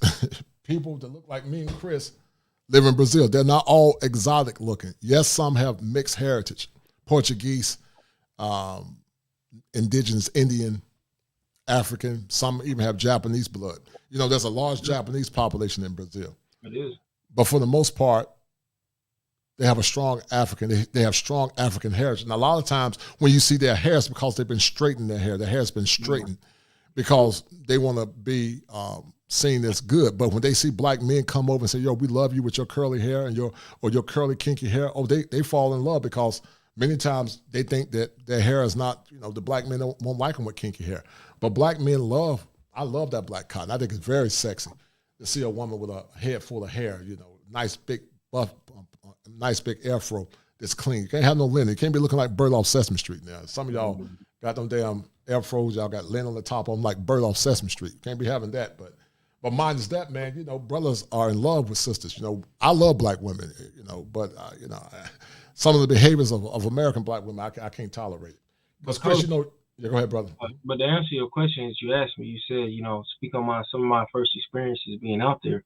You know, just to answer it, you know, I mean, I was kind of blown away when the first few times, you know, I was hanging out with a Brazilian girl because, you know, the energy felt very natural. You know what I mean? It didn't feel like she was really all trying to just get at me for money or, you know, status or clout or anything like that. She was genuinely interested in who I was, what I was doing. And the killer was one of the chicks I was dealing with when I didn't know, you know what I'm saying, how big a deal it was. But when I, you know, took her to Outback, oh man, bruh, you take her to a spot like Outback. To us, that sounds like, bruh, Outback is right around the corner. That's not anything to us. To them, Outback is more like the places, it's like in a higher established place, like at the top of the mall or in the richer parts of town. So I'm telling the chick, hey, let's go to Outback. She's like, what? Outback? I was just was like, yeah, Outback. And she just was like, oh, Outback. You know what I'm saying? She's all taking pictures and like, taking pictures of her food, doing the, what I'm saying, the picture thing. And she got so excited just because, I'm walking her around the mall, and I'm just like, this is what Americans do. Because I tell you what, when we go, we do American. We'll still do American. Like we'll be in the mall like almost, every day. Like we'll be walking around the mall. They'd be like, wow, y'all here again. Like, this is what Americans do. We buying something. Like, we coming through there, we looking for the freshest gear. We going to usually buy a couple pair of shoes. It just happened. Like, my last trip, man, I bought, how many? I bought like four pair? 4 pair of the same shoe in different colors. Just because they're that comfortable. And I got down to Rio, I'm like, bro, I'm finna buy these shoes again. I can't believe it because you'll have nice shoes. And then you don't want to get them dirty. And then they be real comfortable. I even left one pair in the States, traveled with one, said, no, I'm cool. And I got down here and I found the exact color of the shoe I wanted, and I couldn't find it nowhere in Florida. So I was just like, bro, I got to buy the shoe now because y'all didn't gave it to me. It just gave me a layup. I got to score. So they call it, it was the Adidas Ultra Boost. It's like the new Ultra Boost 2021, whatever. And I found them in all neon yellow, or what they call neon green, whatever they call it, or whatever they call it. It's a yellow, whatever. All pure yellow, highlighter. It looked cold. They match with anything. So I went on ahead and bought those. So like I said, you're gonna do American-ish things when you're there, and to us it's just normal. To them it's just like, oh, big baller. It's like, nah. Right. And guys, we're gonna do a show this Saturday. It's gonna be a lit show. Go check out my man G Hustle wear. It's called Grind Hard, Sleep Less. This fleece I got on, guys, I paid he custom designed the fleece. Chris actually did the original designs for me on my first shirt. He did the this is Hebrew, the kosher clinician. It's Hebrew. And but this fleece was almost $200, guys. You see with the embroidery on it, the 7. You see the 7 in the middle. I got to represent. That's that Leo swag. How Leos do. They ain't got no drip to it. We don't even mess with it. Because us Leos got to have the best of the best. But Grind Hard, Sleep Less. Him and I went to high school together. His name is Demetrius Williams. He's the owner. He's a fashion designer. Grind Hard, Sleep Less is high quality stuff. We'll be talking about on the show coming up this weekend. Grind Hard, Sleep Less wear. I want to support my brother. And like I said, man, support black men, support all men, but more importantly, support quality work by black men. I'm not going to give you guys dusty stuff. I want to give you guys the best. And like I said, when I do these shows, I take a lot of time. I'm investing in these shows and equipment to make sure you guys get the quality, and you guys get the best. I want some of the women to pop in. I got about 30 minutes or 15 to 30 minutes. I want some of the women to pop on. I want to hear from the women real quick about what they're getting from this show and the conversation. Shout out to my man Jamal of Scotland Neck. He said, "Where do you get those flamingo slides?" Oh, the flamingo slide. I got it. Hey, bro, hold on, hold tight, bro, hold tight. We got him right here, big dog. That's what he's talking about. He's talking about the flamingo slide. I got you right here, bro. There you go. Flamingo, dog, all day, bro.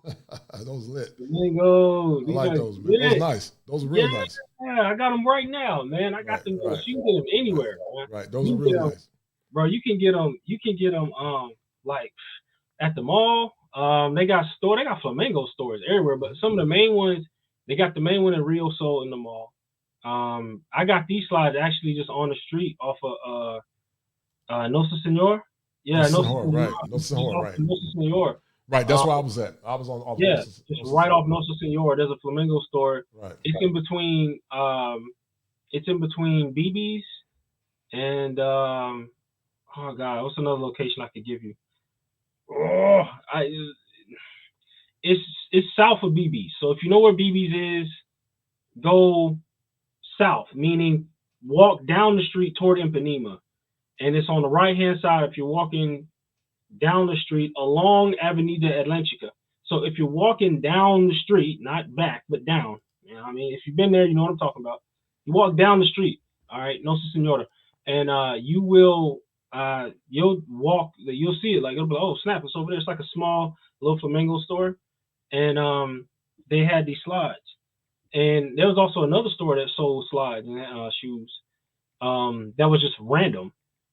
First, it didn't even look like they had the slides and stuff like that. but it looked like they were selling purses up front, and in the back of the store they had all types of slides you could get.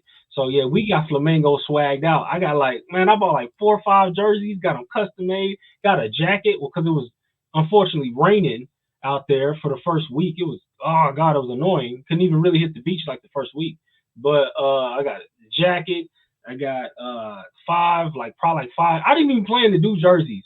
But, you know, you get out there, you start moving around, and you know what I'm saying, you get, everybody's trying to get jerseys, like, oh, let me go ahead. And then they had a new exclusive jersey that was literally made for Black history. You know what I'm saying? Actually, you know what? It's so dope, and I want people to see it. You know what I mean? Just give me 1 second, I'll grab it. It's right here. Just give me 1 quick second. Okay, well, Chris, while you grab it, Sweet Lulu Bean, you're here. How would you like to add to the conversation, dear? The conversation about your mama being Black and so are Brazilians, and the need for male empowerment. How would you like to add to the conversation, sis? I think it's powerful in that a lot of people don't, even in Africa, it's like here, people can spend their whole lives in a small area, and you're letting people know that the Black world is really big. You know, when you say Latin America or Brazil, it's not just the small third world country. It's rich. There's so much to discover. Like when I came here in America, like I told you, you guys are so handsome and you come in so many variations. I'm used to people looking a specific way, being a specific height. So when I'm here, I mean, everybody's like extra large. Everybody's supersized here. And I don't mean in a fat way. I mean, you know, when people saw my husband in South Africa, Nigerians and West Africans are considered big. Mm-hmm. You guys are bigger than those guys. Oh, wow. So when I came here, it's like, you know, what do they put in the water over here? Steak. So you guys are very, very big. You're bigger than Nigerians. My husband, as a you know, coming from America, he's not that tall, but he's very broad. He looks like a quarterback, like he could run you over. Mm. And people thought that, you know, he was a trainer. And I mean, that's just your build. Right. Over here, you don't necessarily have to. You guys have calves. You know, a lot of Black South Africans struggle because we don't have calf muscle. So we'll be in the gym trying to develop those. But yeah, I didn't know Black people come in so many variations. You know, you go to South Africa, you guys will also be shocked how we look. You know, tribally, you can see who's who, and you don't even think about that. We as Black people, that we can come. You can, you know, that you can actually imagine going down there and a person knows which tribe I am just from the way I look. Mm. So yeah, it's a beautiful thing in that the manosphere. It's not just men trying to find themselves again. It's a whole ancestral identity. Right. I so totally agree. It's bigger. I don't think the manosphere quite understands the magnitude of what's been created. And, you know, just by looking at themselves as men differently. Though, like I say, the world is opening for men. Right. In such a big way. Right. Yeah. No, I agree with you, sister, and you're right.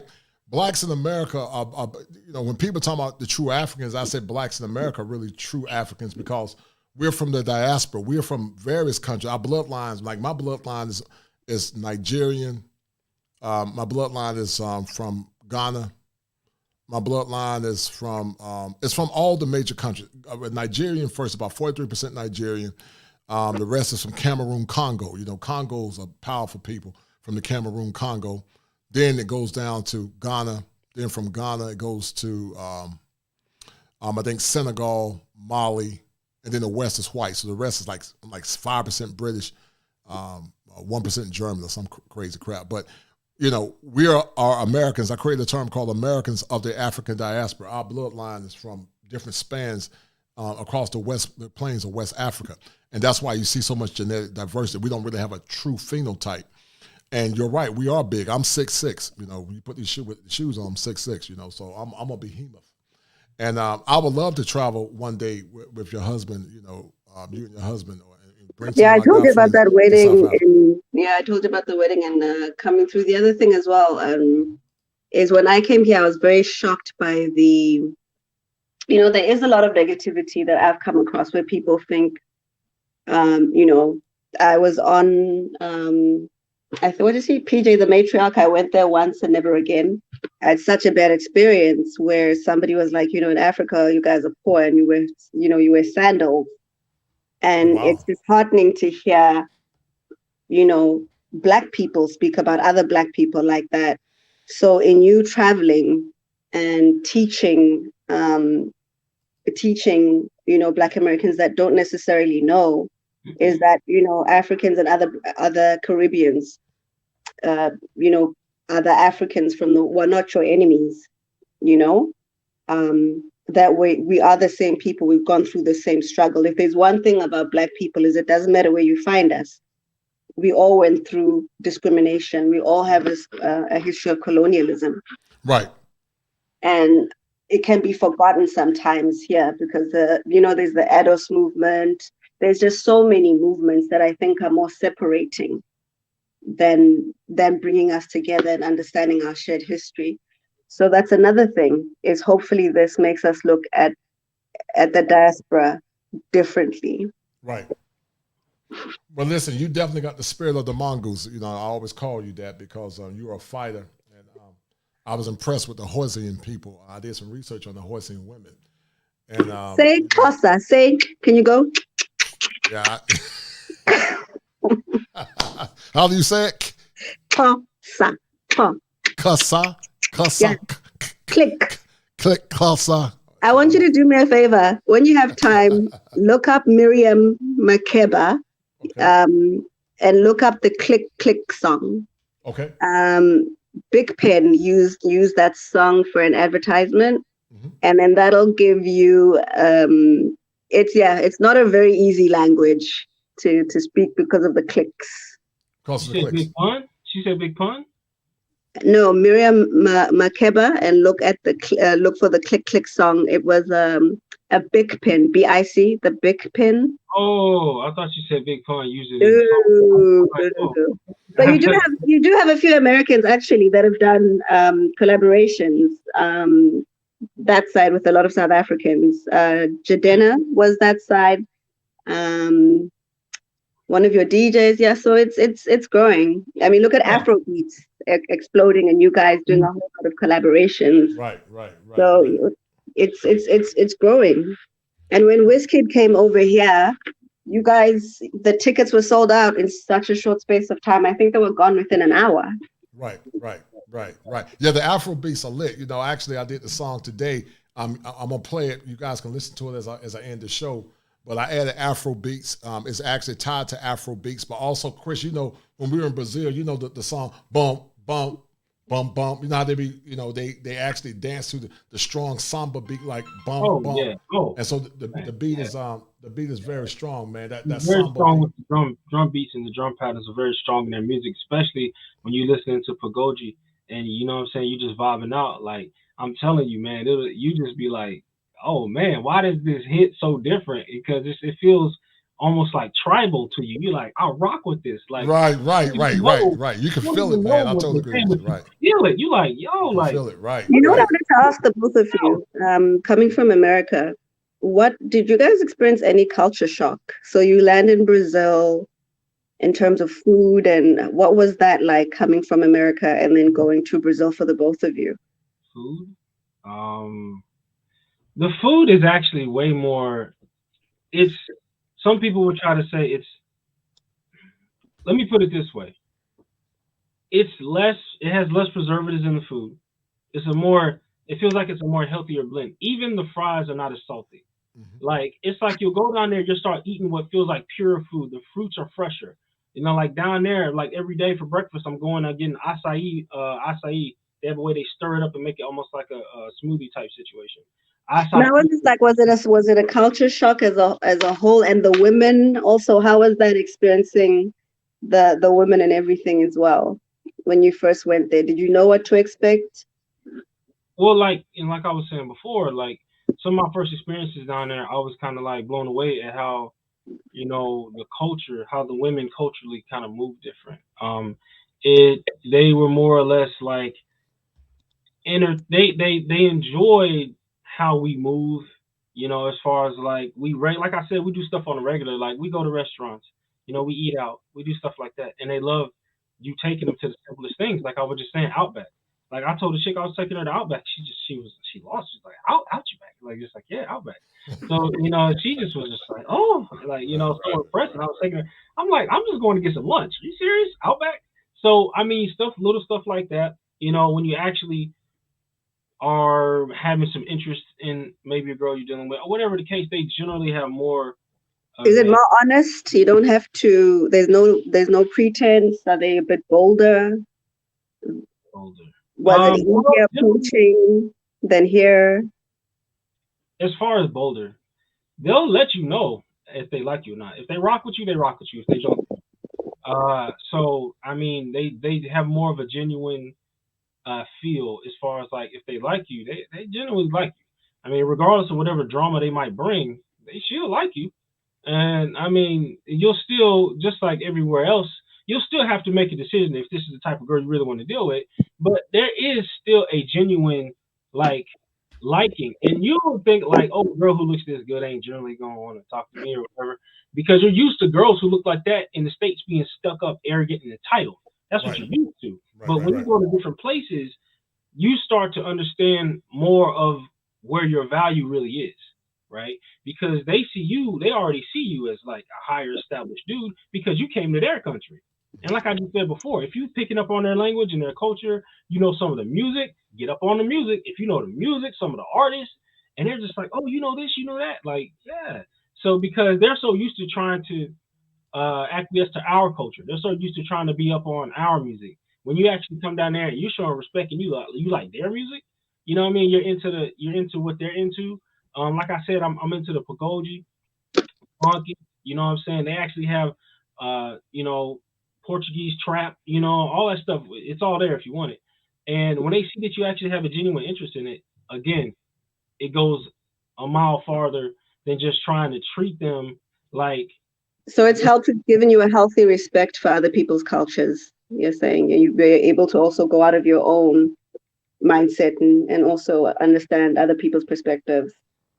Well, like, for me, I was already built like that. Like, you know what I'm saying? I didn't grow up in the hood. I didn't grow up in one city, one neighborhood. I was always moving. I was always traveling. So I always had to adapt. I grew up military. Like, if you wanted me to throw my story out there, I was born in Cali. And then after that, I left when I was like 3. So then I, you know what I'm saying, traveled across the country back to Virginia with military parents. I was all throughout the South, moving around through different Army bases. You know, I spent time in North Carolina, Georgia. My family's from Mississippi. And then when I became of age, I finished high school in Texas, and then basically finished out my whole entire like military career in Texas. Went to Washington for a hot minute, came back to Texas. I basically, you know, I've pretty much done everything of significance in my life. I mean, I'm married, had my kid and all that stuff. Back when I did that was in Texas. So I'm more or less like born in Cali and, you know, kind of like more of Texas than anything. And right now I'm finna transition very soon to Florida. But I've always had the mentality of dealing with and meshing between different cultures. I've always been that. Like the things I'm interested in, I'm not the average, like I'm definitely not no like average hood street type dude. That's not me. I'm not built like that. You know what I mean? That's not my move. I don't move like that. I don't have that mentality. You know what I mean? So I've always been that's for everybody. It's not just necessarily depending on where you come from. I have had to also open up myself to new experiences as well. You know, so it's more, I think, of a personality thing than really where you come from. Right. And that's why we do these shows. We want to give guys an alternative experience, you know. And Chris, you're right. It did hit hard, man. You know, when I heard, when I was with you at one of the, I think, groups, Casa Black, I think we was at like one of the nightclubs and we were checking it out. And when I heard the samba, you know, I heard the African drums and the way it was going, you know, it did something to my soul, man. And you know what? I'm going to tell you something, Chris. People always say you can take a man from Africa, but you can't take Africa out of the man. Even though we've been removed years from our country, our native country, the native continent of Africa, the beat, the drum. I don't even think it's learned behavior. I think it's in our blood. You know, you don't have to tell us. It's just in us. You know, you can feel the beat. You can feel the music. Blood takes a different way, the vibration with that. Right, and somebody even said that some of the dances, believe it or not, some of the dances when American blacks would do dances, you didn't have to teach us. It was in they would tell the Americans those dances are African dances, but they were never taught it. It's just in our bloodline. It's just in us. It's part of our spirit. It's part of our genetic DNA, the way we move, you know, the way we dance, you know. And actually American music is totally different because our music was more out of struggle. And the way we've been so creative, you know, minus the struggle, it's powerful. Shout out to my man Jace Huggins for the $5 cash out. Thank you, brother. Thank you for showing love. JS was also with us when we were in Brazil with the BMO movement. But shout out to him. He's a good brother. He's actually from where I'm from. Actually, his bloodline's right where my county is from, Halifax, and mine's Bertie. And but yeah, so it's a different experience, and that's why we do these shows. And Lulu Bean, thank you, sister, for advocating for black men. You know, Chris is a single man. Chris, you know, South Africa is a choice for yours, man. You know, it's sweet Lulu Bean, her husband travel.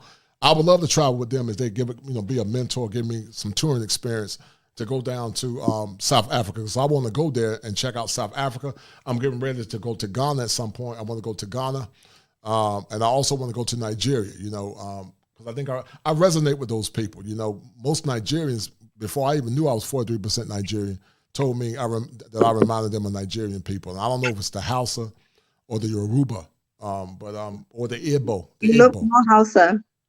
I look more Hausa. Mm. They told me I'm very okay, Hausa, right? And you know, they said Africans have that gap, so it must be an African gene.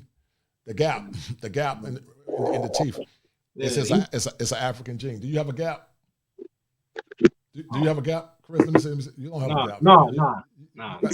You got that Chippewa blood, man. You got that Chippewa. Nah, man. You know what I'm saying? Because the Ethiopians, I mean, you know, the Ethiopians I met when I was working in Afghanistan, they told me, they was like, nah, bro, you West African. They was just like, nah, we see it in you, bro. Like, you West African. Because I'm not tall.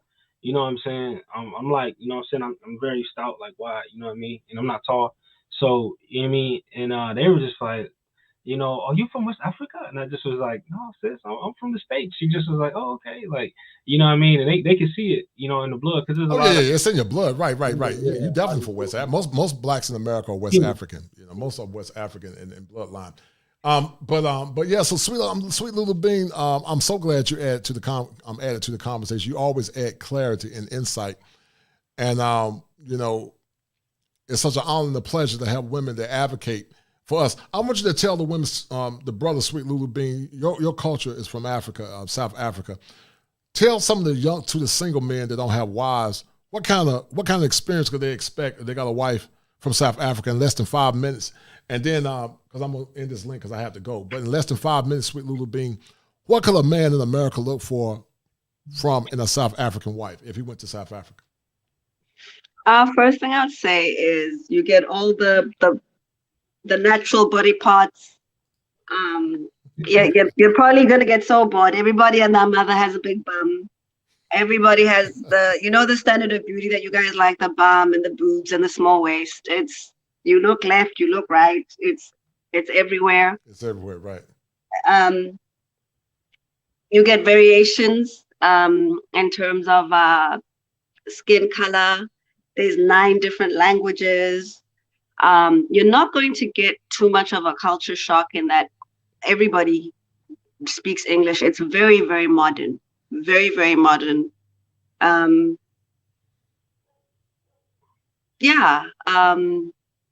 Traditional and modern, kind of married and living side by side. I think that's what you would get. Right. And also they get more cooperation because, correct me if I'm wrong, you were raised in a culture where they respected the elders, which were mostly men, correct? Yeah, and I only kind of became aware of it this side because it was normal to me. You know, so yeah, you know, when you guys keep saying patriarchal, it's like, oh, okay. Because it wasn't subordinate, you know, it wasn't controlling, it wasn't restrictive. Men are men. but yeah, your father is the head of the household. Right. We have our language. We still have our culture. Right. Yeah, and I've told you about, you don't just get a girl pregnant, you will pay. They want to meet your family. There's a lot of they will expect you to go through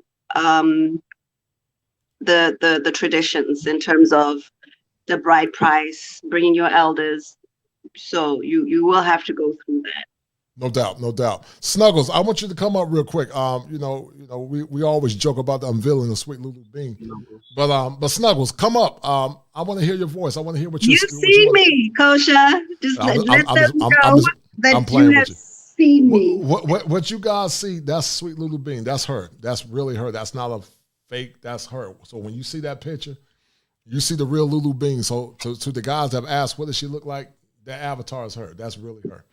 That's really Sweet Lulu Bean. So that's the unveiling of Sweet Lulu Bean. But Snuggles, come on. I got time for you, Snuggles. You are a mystery. So come on up. Me and Chris want to hear you. Chop up some games real quick, Snuggles. Snuggles gonna sit back and troll. Snuggles ain't gonna come up. Come on up, Snuggles. I want you to shame the devil, Snuggles. Come on up and ask a question. She said, "Do you know what I was about? I was about to come up, but you have to go maybe next time." She said, "Go maybe next time." Is cooking and cleaning part of a woman's job? Yes, cooking and cleaning. Right. Cooking and cleaning is part of is part of our job. In fact, when I met my husband, he got shocked at how I clean because, we move the fridge and he'd be like, "That's spring cleaning." And I'm like, "No, it's not." So yeah, cleaning it's a female thing. Cooking is a female thing. And that's not to say, of course, that men don't cook. But yes, it's very female, yes. Right. That's almost like it's saying this, protecting and serving, protecting and earning money, a man's responsibility as well. Men are conditioned to protect. So I don't know why that question, but guys, I need you guys to share this content because these kind of conversations make folks upset. I don't know why. Just men have an honest conversation. Let them be mad, man. Let them be mad. And I'm trying to be fair and balanced, but these kind of conversations make people upset. I don't know why, because I'm not disrespecting folks. The culture is lost, and women and men. I also blame men in this country. Have lost the understanding of the role of the other. Here, women are even benefit from being out of sync with themselves. There's no cost to self when you walk away from a man. In many countries, in South Africa, in Africa, you're not going to go to the court and take half his money. You don't have all those leeways. You're not going to call the police and just get him into trouble like that. And the only answer, like I say, is the manosphere. I don't think the manosphere needs to be focusing on changing women. The manosphere needs to be focused on changing Black men. Right. And then the women will change once they see that you're not interested in dealing with a specific attitude, regardless of whether you have a baby with somebody or not. You can go to Africa, you can go to Brazil, you can go anywhere and get what you want, and they'll remain single if that's the case. But it's for Black men to become stronger, Black men to be able to know their worth, get themselves to a point where they don't settle anymore. They've got options, especially if they leave this place and they go to other places and see the diaspora. I told you, like, you won't, if my husband tells you the stories that he's been through, he had to beat women off of him. He had to be very disciplined. He was like, he's like, I would have turned into a hoe. Yeah. Yeah. That's why I keep telling Black men that you are celebrated when you travel abroad. I'm all for empowering Black men. If you can find love here, so be it. But I think the odds of you finding a traditional woman that's going to love you is slimmer here than abroad. I'm not saying you can't go to the South. I'm not saying you can't go to, definitely you ain't going to find them in the Northeast. You're not going to find them in the Northeast. Your chance to find them in the Northeast is slim to none. Midwest, maybe in some parts of the South, But by and large, I think a man's options or choices or alternatives are better traveling abroad. And I don't know why folks get mad, because, I like when travel to places where marriage is not optional, where you know that a person, if you meet a woman, that's what she's trying to do. My husband knew from day one that's what it was about. Mm-hmm. No, I totally agree. Listen, guys, to the 25 to the watch, and I got to go in a minute. Please share this content. Chris, you know me. You can say it 100 times on the other way of Sunday. You can tell sisters that we have no hate or ill will towards black women, but yeah. But like the lead attorney said, and he's right. He said, it's anytime we're parading our women is fine, but then when brothers start speaking out about male empowerment and the injustices, then all of a sudden, you don't like black women. And it's really bizarre to me because you can tell black women all the time you love them and you respect them and you want black women, but black women are not necessarily American women. Black women are everywhere. And so black men don't have to limit themselves to here. So guys, share this content. I'm going to lose subscribers based on some of the things that I say, and I'm okay with that. I got to get used to it because my channel is not for everybody. I can't be pigeonholed by saying what folks want me to say and not offending people. You can say basic stuff and you offend people. Any little thing you say can offend folks now because folks are so fragile. But I need you guys to share the content. If you share the content, you guys will help make up the deficits. Share this content. Let's get this channel to 3,000. We should have been at 3,000 a long time ago. I'm at 2,340. Let's get it to 2,360. If you share the content, it's going to help. I need you guys to share this content. Sweet Lulu Bean, thank you, dear, for sharing. Chris, I want you to share it. And to the guys that are listening, with 27 to the watch, I want everyone to hit 1 once you share this content. And don't hit 1, and you haven't shared the line, but hit 1 when you share it. Because if you share this content with at least 5 or 6 like-minded men and women, because there's some good sisters that are listening, then we'll get the message out because there's a revolution going on. Black men are speaking out. Black men are beginning to demand more. And if the women don't come in place, then we're going to move on. We're calling out chameleons. We're calling out the fake ones as well. We know that every person that comes in these spaces are not genuine, but there are some good sisters that are trying to listen. They're trying to learn. You got advocates like Sweet Lulu Bean that want black men to get better. Her husband's from America. And you taught Sweet Lulu Bean about the struggles your husband went through before he met you. What was his struggles about dating American women? With him, it was being taken for granted and entitlement. And he's always been traditional. He grew up Muslim. So he's always been traditional. His mother was a homemaker. And the person that he was with wasn't interested. She wanted to be independent. She wanted to explore. And that hasn't gotten her anywhere. I don't understand why in this country, independence, divorce is a gateway to independence. It makes no sense to me. When people want to be independent without a man, what is it that you're doing where a man is going to get in your way of you discovering yourself? I think that's the if April Mason didn't know herself in that marriage with all those babies, all of a sudden out of that marriage, she gets an epiphany and now she's spiritually balanced. I don't think that makes sense. Right. No, yeah. I totally agree. Shout out to my man Cool Gent 87. We're gonna sign off in a minute. Thank you, Sweet Little Bean. You always add clarity. And yes, I would love to meet you guys one day. If I'm either in Atlanta, maybe I can bring my family. We can all chop it up. Hey, Coach. Real quick, because I'm gonna let you know. Hold tight. And so shout out to Cool Gent 87 for the $5 super chat. Respect to Coach and Chris. Keep speaking the truth. We need these videos. And yes, we need these videos. But guys, I take hits for this being honest. I don't know why, because I'm not denigrating anybody. I'm constantly saying, Chris has said it, I've said it. We don't hate black women. We love them. But we just don't love the attitudes of some of our American black women. But we do love black women. My wife is black. Been married for over 26 years. That's why. But even if she wasn't black, I got the right to date who I want to date. I'm not pigeonholed or limited to people say, oh, is your wife black? Well, no, I date who I want to date. If I was a single man, I would be with a white woman, Asian woman, or whatever, if she's giving me the outcomes that I want. I'm not going to limit myself to an ethnic group. I'm going to the woman that's going to serve my needs and meet my needs as a man. And as long as she's serving that, she's going to be loved and well taken care of. But my first choice are women of African origin. I love black women. I think black women are awesome. I love African women. Shout out to my man Drago's Flame. Thank you, brother. I really appreciate what you guys are doing for the $20 super chat. Drago's Flame said for the content. Thank you, brother. Much love and blessings. Listen, you guys mean the world to me.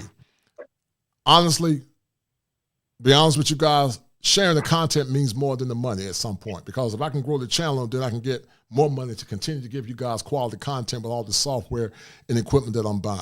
But I'm grateful, Drago's Flame. Thank you, brother. You've been a supporter from day one. I really appreciate it, man. I really appreciate what you guys are doing.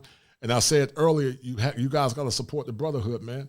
Because as a licensed therapist, I take a hit for this stuff. Man. Some folks don't like what I'm saying. I don't know why. Because it's all about male empowerment. It's about seeing black men getting the best outcomes that they want, because for the last 20, 50 years, we've been empowering our women. I don't have a problem with it. We say black girls rock, black girls magic. Don't have a problem with it. So why can't we say black boys rise? Why can't we say black men rise? I never understood it. We're just supposed to be subjugants. But I know what it is. It's power and control. And we're going to shame the devil on the day. We're going to be empowered black men. We're going to be the exemplars of our ancestors, the power and the struggles that they went through. And women that honor and respect you, they're going to get good men. But the women that don't respect you, then they're going to be discarded. Because if every woman got married today, 2 million would not have a husband. That's why I'm trying to tell some of our sisters they have to listen. They have to listen to what the men are saying and not be so quick to get upset. I've never understood why some of our women wanted to be coddled so much. Because like I said earlier, men are speaking because they're genuine. And I think Chris and Sweet Lulu Bean, where they hear men speak with such clarity and conviction as Chris and I and some of the men that are listening, it causes them to have like a shock moment. We're like, wow. And, we're just being honest. I never really understood. It's weird to me, because in other cultures, the men hold their women accountable. Correct me if I'm wrong, sis. Yeah. A man is a man. There's consequences. You just don't disrespect a man, and then there's consequences. There's consequences, right? Real quick, Chris, and I'm gonna sign off, brother. Real quick. Yeah. Real quick. Well, honestly, just two things. I just want to go ahead and show off the jersey I was talking about, the exclusive Flamingo Black Heritage, or it was Black Friday, basically jersey, where it has an afro. Let me put it on the camera. Oh, that's dope. I like that, man. Yeah, the afro. You know what I'm saying? You see the afro in joint? Yeah, that's dope. I like that. That's and I got it customized. You know what I'm saying? I got, you know what I mean? My name on it, representing 7. I also messed with it too. So yeah, it was exclusive, and it came out like that day, the day we were going to the game, and we all basically went out there blacked out. We all had the black jerseys on. It was cold. Oh, that's dope. That's dope, man. Yeah, it's on my Instagram. Check my Instagram. You'll see it. That's dope. I showed it. But another thing, I just want to caveat just to what she was saying is just that, about how, in terms of the space about trying to change black women, we're not trying to change black women. It's about saying that we're pointing out the issues within the culture and letting black men know the options that they have. Some men are over here, some men are over here. But at the end of the day, we're not trying to force black women to be something that they don't want to be. That's not what we're doing. You have some brothers, like I believe Obsidian, he talks about trying to bring black women back to the table. We need to have a conversation, this and that. Brothers who are on different wavelengths are just like, we're not interested in that. If they want to work with us, then that's cool. But we're not trying to tug you and fight you and debate with you and argue with you about what you need to do. Now, y'all can do what you want. Like listening to even the brother Edward Anderson, he talks about it a lot. He talks about, we're not trying to fight y'all and bring y'all. We're speaking on men topics and things that are wrong in the culture and what men are doing about it. He honestly, Edward drops it hard. He said, y'all date out. You got so many issues with black men, go date out and go be happy. Go date out. Stop complaining, go date out. Shut it down. So, I mean, that's like she's saying, and she's exactly right, is that, this space, this area isn't really built on, we need to fix black women. No, we're fixing men. We're orchestrating and organizing our young brothers who don't have proper guidance. Because I hear from it, even from my perspective, of brothers who talk to me, and all the problems that I hear, a lot of it deals with brothers who don't value themselves, and they're out here worshiping and pedestalizing women, which is why they keep hitting all these pitfalls. And they are not on their purpose. They're not focused, and they don't understand what it means to be a man who is driven, determined, and has goals and has success that is not based on the level of woman he's going to obtain. Women will be the byproduct of that man's success. April Mason. See how that works? See how she got it backwards, right? So that's what I'm saying. You know what I mean? And that was really just my 2 cents I wanted to throw in there just to kind of clear the air on. She's exactly right that this space is about building men, not trying to fight and tell women and force them into being something they don't want to be. No doubt, man. And that's why I do what I do, man. This is very cathartic for a lot of the young men. I think Drago's Flame said it. You know, I love seeing our men empowered. I love seeing men not giving their best to women that don't respect them, because I don't like it when women defecate on men that make $40,000 or $50,000 a year, because $40,000 or $50,000 a year was good enough. It was good enough. You know, and I know it takes two to work in this society now, but you should be grateful that you got a man that want to love you, because abroad, those men will be celebrated because those women have been conditioned to serve their men. Shout out to Casual Observer for the $2 super chat. He said, giving black men self-hate or donations of electrical change. And I don't quite understand what he means by that, but I appreciate the Casual Observer. Thank you, brother. And I appreciate it, guys. And we're going to move this show forward, man. We're going to keep liberating one black man at a time. We're going to have conscious sisters like Sweet Lulu Bean. We're going to have sisters like Mika G's of the world. We're going to have the sisters that are trying to learn Miss Parker back to basics. You know, we're not going to agree on everything. We're not. Some of the men, we're not going to agree on everything. But I try to be very respectful to people. I try to give people a chance to say what they believe in. But I'm not going to be the kind of person, if I disagree with you, you know, I'm going to unsubscribe, or I'm not going to talk to you anymore. That's goofy to me. That's what little kids do, you know. I can disagree with people, but I still support you. That's part of growing and evolving as an adult. But, you know, some of these people, like you said, Chris, you can't help them, man. It is what it is. I'm going to liberate these young men. I'm going to help these black men get the best outcomes they deserve. And I've been helping men behind the scene, giving them non-diagnostic clinical consultations. If you guys are dealing with schema afflictions, if you're dealing with mental health issues, please see me at kosherclinician@gmail.com for non-diagnostic consultations, which basically means that I'm not going to diagnose you, but I'm going to give you some parameters around whatever issues you're dealing with. Snuggles, dear Snuggles, I love you to death. But listen, come in the chat, because I'm not going to keep reading out all these chats. Now, come on in the chat, Snuggles. Come up, Snuggles, and let's have a conversation. I don't know what you're scared about. Come on, Snuggles. Do women have their mental ability to lead? So, huh? I was telling Snuggles, we don't bite. Come on up and join us. Come on up, Snuggles. Tim will drop the link because I got to go. Come on. I'm going to give you, I got 5 minutes dedicated for Snuggles. I won't bite, Snuggles. Come on. Because I want to hear you. Come on, please.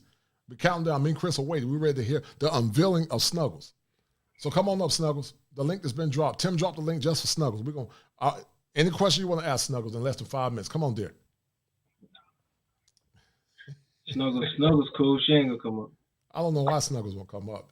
I don't know.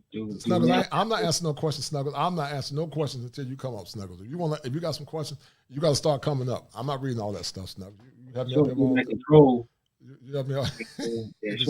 Control. So real quick, Chris, we're about to sign off. It's about 58 minutes after the hour, 3 o'clock. Bring it to you live from the greatest state in the union, the Tar Heel State. And Chris is in the Tar Heel State too. You know, we're doing the Tar Heel style. But real quick, Chris, what did you get from the conversation about the mental pathology of your mom being black, and why liberation of the mind is the first step to corrective recapitulation?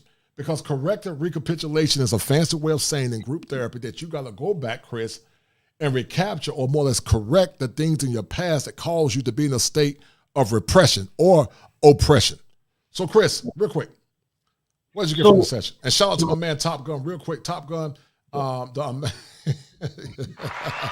don't think she's going to do it, Top Gun. Snuggles ain't going to do it. Snuggles ain't coming up. Shout out Princess C. Princess C, this is a conversation from the brothers. I would love to hear your point of view on Princess C. I've seen you in these YouTube streets. You're a very good sister. I love and respect you. But Princess C, come on up and have a conversation. I would love to hear you more or less address what the brothers are talking about. You know, I've seen you seem to be a very balanced sister. And there are some good sisters that are in these spaces that are listening. So shout out to Princess C. Shout out to Snuggles. But Snuggles ain't coming up. Snuggles full up. Snuggles said, this is because you are awesome, and I don't ever want to forget. It was a very informative show, and I want to Keep your, oh, look at Snuggles. Oh, Snuggles made me almost want to cry. You're so sweet, Snuggles. If I saw you, Snuggles, I'd give you a big hug with my big hands. I'd give you a big hug, Snuggles. But you might get lost under me, Snuggles. I'm a big man. I'm 6'6". But you're so sweet, Snuggles. Thank you, dear. I really appreciate that. That really warmed that was you up there laugh. That warmed my heart. That really warmed my heart. But I really appreciate it, guys, man. I want to grow this channel. I want to grow it at the level it needs to be grown. I'm going to take hits. I'm going to lose people because they're ignorant to what I'm trying to convey. But you know, you can't win all of them. But I'm loyal to the people that have been with me. I'm loyal to the people that have supported me in this journey. And I'm going to keep getting with the people that are going to rock with me. And like I said, I got a powerful show coming up this Saturday, so be on the lookout, guys. And I got some other shows behind the scene coming up that I want to continue to power you guys with. But thank you, Snuggles. But real quick, Chris, what'd you get from the show? And we're going to sign off, man. Hey, man, once again, it's another great show. You know, it's always good to come in here and have the conversation, you know, speaking on, you know, our experiences in Brazil and the culture, and just also letting brothers know, you know, get rid of the stigmas and the things that people have taught you from the States. Like I said, and I always say, if anybody who has not been there is trying to tell you about Brazil, don't listen to them. All right. So my thing is, find yourself bonding with like-minded brothers, and you will have the best experiences you could possibly imagine. You know what I mean? Also, in terms of having a solid mentality of the reason that you want to have a solid and healthy mentality, you want I like to call it protecting your energy or protecting your mentality of how you move, because you won't be affected by people trying to shame you. You won't be affected by, oh, your mama black. You won't be affected by, oh, they don't love you. You'll be confident, because what all that shaming does is it destroys your confidence as a man. And as young men, young black men, their confidence has been destroyed because of the culture they've been in. You know, they're not taught to value themselves. They're not taught to be strong, steadfast, forward thinking, you know, speak my peace individuals. They're taught to be the exact opposite. And that's what's a big problem with our young men. They're taught to be docile, stay in the back. I'm just going to be cool. I'm going to keep my mouth closed. I ain't going to stand up for what I want. And I'm going to be ruled by everything else. So that whole thing about your mama black is probably one of the biggest shaming tactics. Right, it's a shaming tactic, right. By women who know that they can control these type of men who they're taking advantage of your emotional imbalances. They know what's wrong, and they're taking advantage of you. They'll use what they can in their favor to emotionally get at you and say, yo, mama black. What's your wrong? Mama black, right. You don't like black women, you hate yourself, and stuff like that. When you stop listening to those type of things, you'll realize how under bondage you were, right? That's why it's so important to have a very strong grasp on your square. I keep referencing square, because when you stay on your square and you're focused mentally, and you do not let people rock your energy, you know what I'm saying? Rock your mental, your focus, your guide. When you understand who and what you are, and you have that confidence, nothing can shake you. Nothing can shake you. No, I totally agree. So that same language, you ain't gonna have time for it. It ain't gonna work. It ain't gonna work. I'm Brittany B. You can pop on real quick in under 5 minutes. But Princess C, real quick, dear, how are you doing, young lady? Unmute yourself. How are you doing, ma'am? Hello, how are you, Kosher? How you doing, Princess C? You can cam up too. You know, we want to see what we're looking at. You got that lovely voice. Come up. We got I am driving people around me. You said what, Princess? They are not going to be on camera. Okay, understood. No problem. You're sort of breaking up a little bit. Yeah, I think she said she's driving. You're driving. Are you driving, Princess C? Are you driving? I think she said she's driving. Yeah. I think so. Well, yeah. Brittany, we can't hear Princess C, but Brittany, you can pop in for about a few minutes if you want to add to the conversation. I know you've been listening. But come on up, Brittany. We love to hear from the sisters, man. Chris, tell it all is your channel again. My channel is Chris Strong Art Talks. That's Chris with a Z, capital S, Strong Art Talks. That's my channel. I might be changing this soon. I might change it to Crab Talk, Shout out to you. You know what I'm saying? I might change it to crab talk. Yeah, the crab talk, right? Well, look, I had a name for my man Gene, but if Gene don't take it, we're gonna call you the conscious crab. That's what we're gonna call you. Crab. Or young crab. Young crab is young crab. You call me young crab. I rock with that. You be like young crab. I'm like young crab, no doubt. I'm with young crab. Young crab. So I'm probably gonna be changing it soon to crab talk. But right now it is Chris with a Z, Strong Art Talks. And the reason I go by Strong Art is because I'm an artist. I'm a digital artist. You know, I'm into designs, logos, illustrations. I can also do backgrounds. I do cover art for people's tracks, albums, songs, you know, especially for my brothers, you know what I mean? I do their album covers and stuff like that. You can see the display of artwork behind me. You can check my Instagram, which is also Chris Strong Art. Type it in straight out, Chris with a Z, Strong Art with an S. Right. And check me out on Instagram. You'll see my work. You also see some of the footage from Brazil. And yeah, that's my channel. Like I said, my channel, Chris with a Z, Strong Art Talks, on YouTube. And you could check me out over there. And like I said, my Instagram is also Chris Strong Art, one word, Chris with a Z. And you can also see some of my work over there. No doubt. Real quick, Princess C, can you hear us there? If not, I would love to have Brittany come up. I was on her show with Security Boss the other night. I can hear you now. Yes, I don't have a strong connection. So out of respect to your panel and to Brittany B, I'll come up another time, and Brittany B can come up now because I don't want to keep going in and out. So real quick, what did you get from the conversation? How was it beneficial? When you hear about the struggles that black men are having, because we need genuine women that are not chameleons, that are more or less, you know, becoming something just to get a man. But when you hear men traveling abroad, how does that make you feel? Or you believe in men should go where they're celebrated? But I have sat on this topic before. I have mixed feelings. I have mixed feelings about it. I respect that. Obviously I'm an African American woman and I love my African American men, so I'm like, no, don't go. But at the same time, I understand a lot of the reasoning. Now, given those two things, I am very big on morals and standards. Right. So I do hear a lot of gentlemen going there for, you know, only certain reasons, you know. So again, I'm talking coded because of the company I'm sitting in right now. Yes, ma'am. I understand. I know what you mean. So I want more for my men. I want more from men. So when they start to sound like they're lowering standards and lowering morals, now when I say standards, I'm talking about from a moral and value standpoint. That saddens me because I think men should be more than their P and W. They should be more than their, I'm gonna say it, penis in their wallet. So I wish they would think more of the head on their shoulders sometimes. But again, I do understand a lot of the reasoning why they're starting to travel abroad and they're starting to seek out. And I have no problem with Brazilian women. I have some that are friends, and we love each other. We consider each other sisters, you know. And a lot of times they're like, "No, you're one of us. You're one of us. You know, we're all the same." And I don't have a problem with men going to Africa.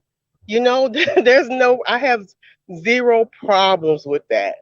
But again, I'm mixed because I am an African American woman and I want the best for our community. Well, listen, you know, when black women start holding other black women accountable, they'll call you a pick-me or, you know, and so if you would speak out, it's a problem. And let me say this, you know, people always talk about when black men travel, they tricking. Well, listen, they tricking here in America, you know, they tricking. That's true. That's true. So I never understood why folks talk about tricking. I mean, you know, they tricking off less, but like, I like what Ingram Experience said. It's called global capitalism, you know, and it's relationship capitalism. And basically what we're saying is that we're going to explore the market. Yeah, come on up, cool gent.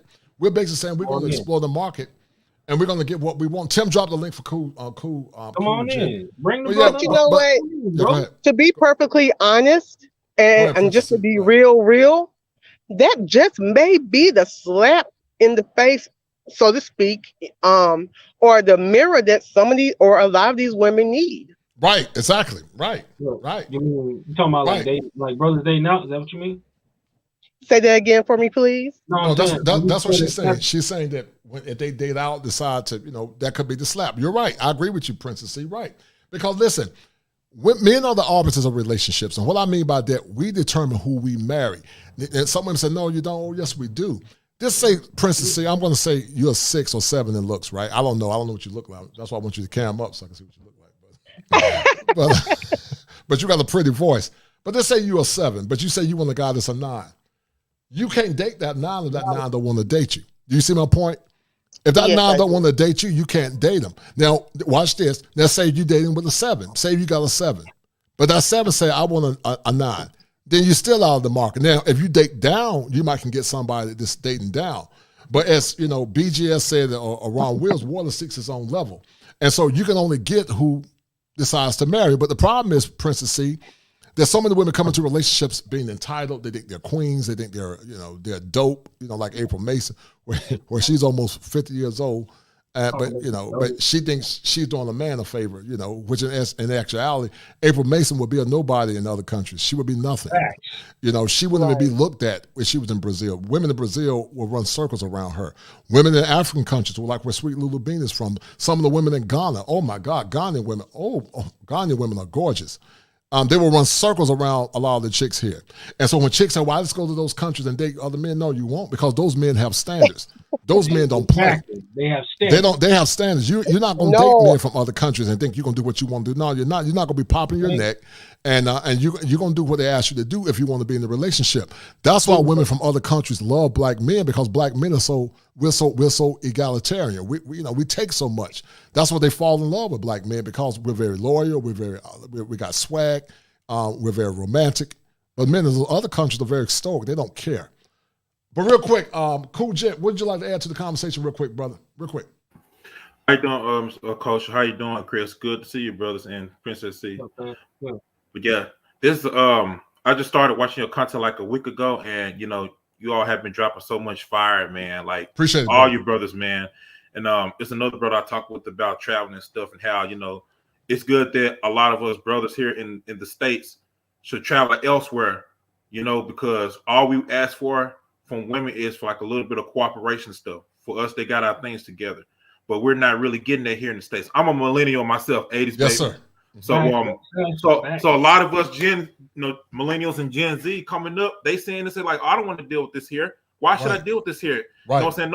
The older generation, no offense to you, Cushion, but like no, you're telling the truth, brother. You're telling the truth. Go ahead. Because they should have taught us these things. Like, okay, the men, the ones who's married right now, some of them are like in bad marriages, relationships. All you're seeing now is divorces, because from back in the day, it used to be about to do us part. Now it's till dislike do us part. Boom, to dislike do us part, right? Or until I get better. Look at him. Until I get better, right? And you know what? I said to myself, I said, I don't have no kids. I'm not married, and I said, it's just something wrong with this place. And like in my 20s, I said, I knew something was wrong with this place, man. Right, it is, man. It is. Because I'm a spiritual person, I believe in the Most High, and I'm saying, like, man, once I started found out, like, traveling like a couple of years ago by another YouTuber at the time, Mr. V for V's World, and he inspired me to get my passport, even though I haven't traveled outside the country yet, but I'm getting some things together. And I'm like, man, this like changed my whole perspective, man. And when watching Frustrated by Al Grease, shout out to that brother, shout out to Al Grease, that's my homie. Charles Tyler, man. I'm like, man, this is like a whole new thing to me. Like, how come I was never taught this though? But now I see why. Like the travelers, like the content creators that are travelers, you all are way ahead of your time. You all were ahead of your time, because right now in this generation though, man, like, no offense to the women though here in America though, but a lot of y'all are losing. Y'all are losing right now though. It's too many. It's too much of prostitution. Jezebels and Delilahs walking around here. Mm-hmm. There are no Proverbs 31 feminine women walking around anymore. Right. And that's what all we want though. That's all we want. That's all we want. And it ain't much. It ain't much. And you see, here's the thing though, man. They either go from the so-called dusty guys, but they're saying they're more good men. But they'll go to like, as soon as they've been hurt by the dusty guys, they'll go to the I want the 100K type of men, the high value type of men. Exactly. But they don't want the blue collar hard working men, which are in between that's working and that believe in family structure. Because without a family structure, man, we ain't got no basics here in the society. And that's what they're trying to do. They're trying to kill off the family structure, which it already has done. So there's really no more black community here. You know, it's not. It's not, man. It's not. It ain't no community. It's not. Ain't no community, It's not. right. And I'm telling you, the only thing that's here are the like-minded brothers and a few sisters like us. You know what I'm saying? So and the fruit sisters, cool gent that are out there, they try to shame them. They're trying to shame women like Lulu Bean or women that the men that started the man. Let me tell you guys something. Cool gent and Chris, I'm Gen X, but the stuff I didn't tolerate some of the stuff men tolerate. And Princess C, I don't know how old you are. How old are you, Princess C? You sound like you're in your 30s. She on mute. I actually am 45. Okay, so you Gen X. So Princess C, you know what I'm talking about. But Princess C, you remember when we were growing up, if a woman had kids out of wedlock, if she had a kid in high school, she was looked down upon. Am I right? Yes or no? She was very much looked down upon. Exactly. So Princess C, remember, that's why when folks look at me all cock-eyed and think, I'm just from a different generation. Princess C, you remember when the guys were more romantic? Like if I was trying to holler at you, Princess C, I would say, what's your number? Let me get your number. Men were very romantic in the past, but women messed the game up. They wanted to be sexually liberated. They wanted to sleep with multiple men, and that's their right. But what you don't understand, men are not wired to accept it. Now some guys say, I don't care. Well, I care, because if you're going to be my woman, you're bone to my bone, flesh of my flesh. I don't have the thought of a lot of men say they have fun with my woman. I understand a few guys because you're human, but if you've been with 40, 50, 100 men, your ass got to go. You can't be with me. I'm sorry. You can't be my woman. I can't even look at you. I can't even look at you, serious, if you've been doing that kind of stuff. But real quick, let me shout out my man Ingram for the $50 cash out. Thank you, brother. Ingram is my homie. The best men channel on YouTube, man. We're trying to get that, man, with brothers like Chris Strongheart, you, and the Ingram Experience. We're trying to empower the men. We're trying to empower the brotherhood. We got a show coming up with Anton Daniels on Saturday. It's called Straight from the Mud. And my homeboy from Grind Hard Sleep, let's go check out him. He made this fleece for me, almost $200, but I got to rep it Leo style. But you know what I'm talking about, Princess C. You remember the time where women knew that in order to get a man, they had to bring something to the table. Am I right or wrong, sis?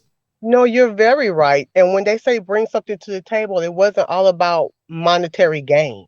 Right. And that's why I get upset when people ask me, what do you bring to the table in this day and age? Because one, if you would get to know me, you know what I bring to the table. But see, I don't bring myself to the table. I bring myself to you. Right. And then I sign over all these benefits and resources to you. But the shaming isn't new. If you remember, there was a time that people were saying, hey, you can't get too fluid. Hey, you can't get too liberal because these children, our generations are going to suffer. Mm-hmm. And people didn't listen and they gave them pushback. And now the very thing they said was going to happen is happening. When the other day I was on another panel and she asked me what about the newer generations. And it seems as though, as I'm sitting here listening, it seems as that same answer I gave applies to women today, specifically women today, even in our generation, because some of them are just as messed up. Right. But I told her what there is there's a lot of different variables and a lot of different factors, but there is a great lack. And when I say that, I mean there's a great lack within that person. And they try to fill that void by any means necessary. And that's not healthy. That's not healthy. They're not getting what they need. They're just reaching and grasping for multiple things that are unhealthy. Right. There's a lack within the rearing. Right. There was a lot of things that was not passed down. The foundations were not set and carried on. Mm-hmm. There was too much pushback, and instead we destroyed our foundations and took out what little bit we had left. Right. And then there's a lack in the substance in our society. Yes, ma'am. I agree with that. I totally agree with it. Where are you from? Are you from what part of the United States are you from, ma'am? I'm actually from the Carolinas. Oh, you're Tar Heel? No. Yes, I am. I got some. Oh, you got to come up there, Princess C. Oh, you represent the Tar Heels. I got number special love. If you're a Tar Heel, I got number love for you. You from the east side, the west side, the north. Where you from? Listen, let me say it this way. I am directly from the center of St. Augustine's, NCCU. Shaw University. We got to meet then, because listen. You see this drip? You see this drip in the corner? I went to Carolina, so I'm in RDU. So maybe we'll chop it up one day if you're in the area. I'll get a chance to meet you, and we'll have a conversation, because we're doing this, Princess C, to empower black men. We don't hate black women. These brothers don't hate black women. this brother, Cool Gent 87, he's right. This brother is a single man with no kids. But it's the old tired narrative that black men are getting all the women pregnant. It's not true. You remember the men that women wanted Princess C, Raekwon the Man, you know, the ones that they were thugs and bad boys when we were in high school. And then those guys use them up and abuse them. Then they want decent men. Or like Chris said, they look past the decent men. And so the point is, guys like Cool Gent is going to explore his options through what Ingram experience said, relationship capitalism. And so the women got to blame it on themselves, because when you try to tell those women about change, they call you a pick-me. They're trying to shame you because they're stiff-necked and they're hard-headed. They don't want to listen. And so guys say, you know what, life is too short, man. You know, I'd rather be around a feminine woman that's going to rock with me, that's going to love me, that's going to support me, that's going to give me the outcomes that I want. And that's what I do, Princess C. I want to remodify the thinking processes of so many black men, because we know that there are chameleons out here. But at the end of the day, black men just want love. That's all. We just want love, a loyal woman, a woman that's genuine, a woman that's going to rock with them, a woman that's going to be willing to serve them, and a woman that's not going to leave them if they lose their job. Because a man is vulnerable, Princess C, if he don't know if his woman's going to be with him when he's down. The true measure of loyalty for a man is when his woman can more or less support him when he's down on his luck. Not a woman that's ready to get rid of him, or I'm going to the next best thing, or I'm going to get the bag. Because some of this crap that the conscious crab and Cool Gent got to deal with. I would never deal with the crap that a lot of these brothers are dealing with. If a chick came to me with 5 kids by 5 different men, I wouldn't even look at her. She would be invisible to me, you know. And then if she got kids, she got to prove that she's worthy. Because you remember back in the day, if a woman had children, she had to come. She was grateful to get a man. Am I right or wrong, Princess C? If she had kids, that woman knew that her stock was not as high as a woman that didn't have children. You're right. No, you agree. But why do people get so mad then? I don't understand, you know, because Princess C, you're not Gen X's.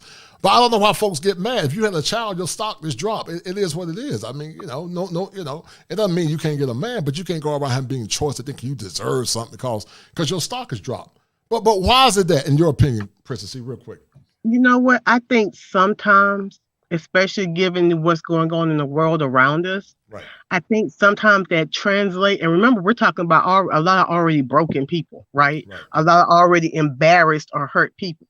And I think when they hear that translates and processes as, I'm less than human. That's true, right? I agree. I'm not worthy to be loved. Right. Children, because like I got on men a lot when they would refer to those children. I don't want her bastard kids. I said half of y'all are baby daddies. So unless you're sitting there referring to your own children as bastard kids, don't do that, because that child does not deserve to be called out, to be just talked to or about any kind of way. Well, so they say that out of anger. And if you go by theology, I mean, I see. Yeah, if you go by the Bible, that's what the Bible calls it. I mean, I get it. I totally get it. But it's not what was the intention. Mm-hmm. So that's why I always question the intentions. I look at the motives, because I'm a middle of the road person. Right. I'm not pro woman. I'm not pro man. Or let me rephrase that. I'm pro woman and I'm pro man. They're not mutually exclusive. You don't have to condemn one to uplift the other. Right. So I'm pro us. And these are humans. Well, I think what you're seeing, Princess C, you remember, and I would love to have a conversation with you, where we can talk in person, because, maybe we can do an exclusive show together, you and I. I'm going to do a series called Gen X Nexus. And I definitely want to have you on the show, Princess C, because you're a very wise woman. Hit me up at kosherclinician@gmail.com. Leave me your phone number, because I want to have a conversation with you. And shout out to my man Ace for the $10 super chat. Thank you, brother. He said Princess C. He's showing you some love, Princess C.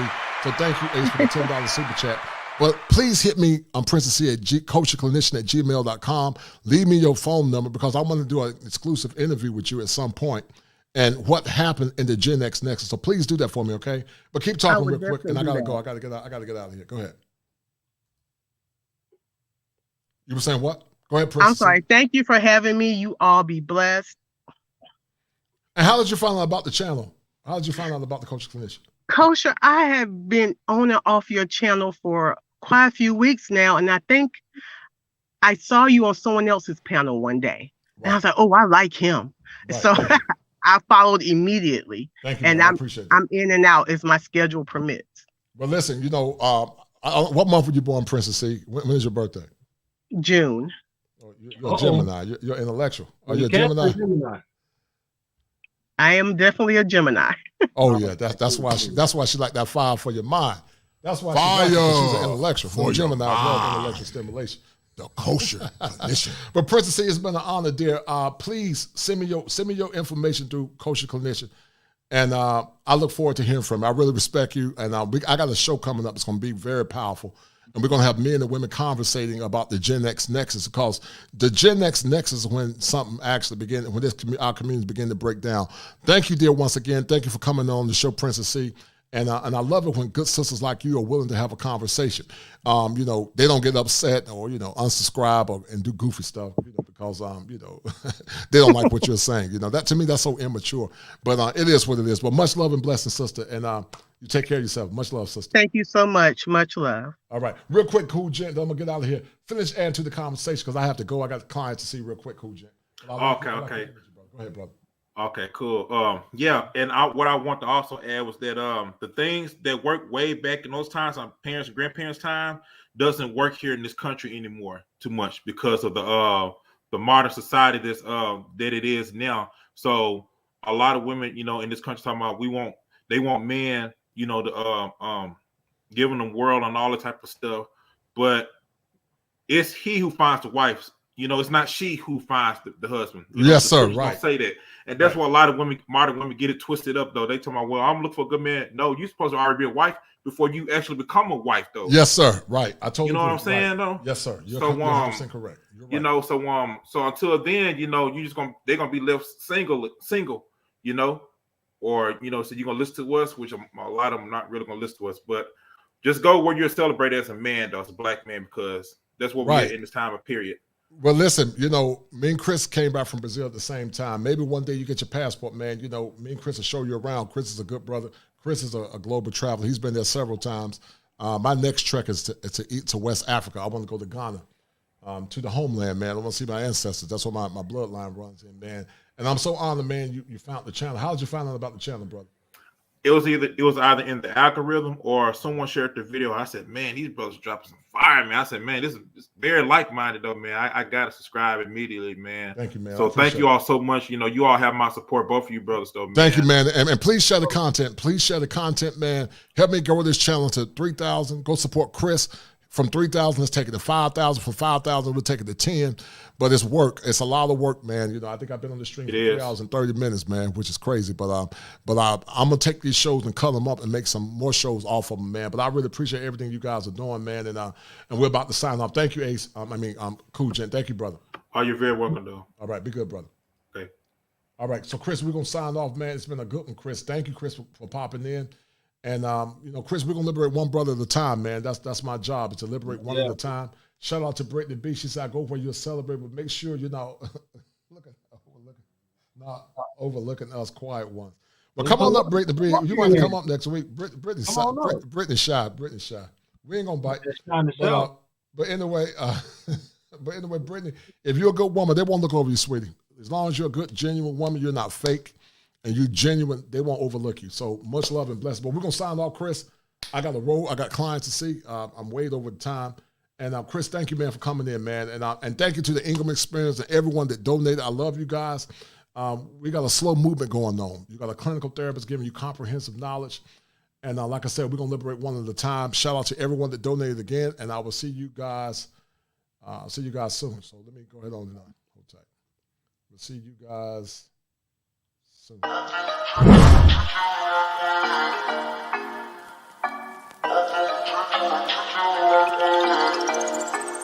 4 in the morning, you got me up, all cause you need to talk. To 4 in the evening, wanna break up, say that you've had enough.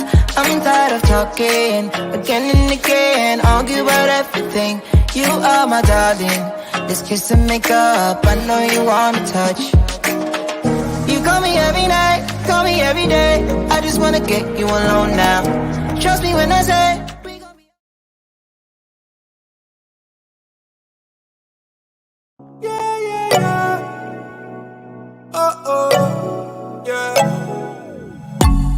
Thought I met you at the wrong time. Then you caught me on that one night. Girl, I wanna know how this can get out of my control. Zip line into your timeline. Hey, that body don't lie. I didn't care for the hype, yeah. But when I saw you tonight, ooh, girl, you know just what you're doing. I'll go 1,000 miles to show you that I'm right for your love. Hey, keep breaking necks when you passing them by.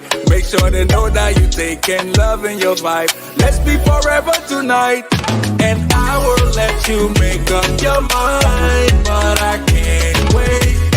When you coming over, let me be your chauffeur. Baby, I will keep on calling you love till you do the same. Let me take it over, drive it like a chauffeur, like a chauffeur. Yeah, yeah, yeah. Let me drive that. Yeah, I can't recall when you came through that door, yeah. Glowing like a headlight, independent of the way, got her bread right, yeah. Hard to ignore, sexy body make a jaw hit the floor. Won't you come over now, just let me hold you down. Nothing else matching your type, nothing else matching your type, yeah. Oh, I feel the magic in the air. And when you give me a taste, I swear. When you give me a taste, let me take it over, drive it like a chauffeur. I will let you make up your mind, but I can't wait. When you coming over, let me be your chauffeur. Baby, I will keep on calling you love till you do the same. Let me take it over, drive it like a chauffeur, like a chauffeur.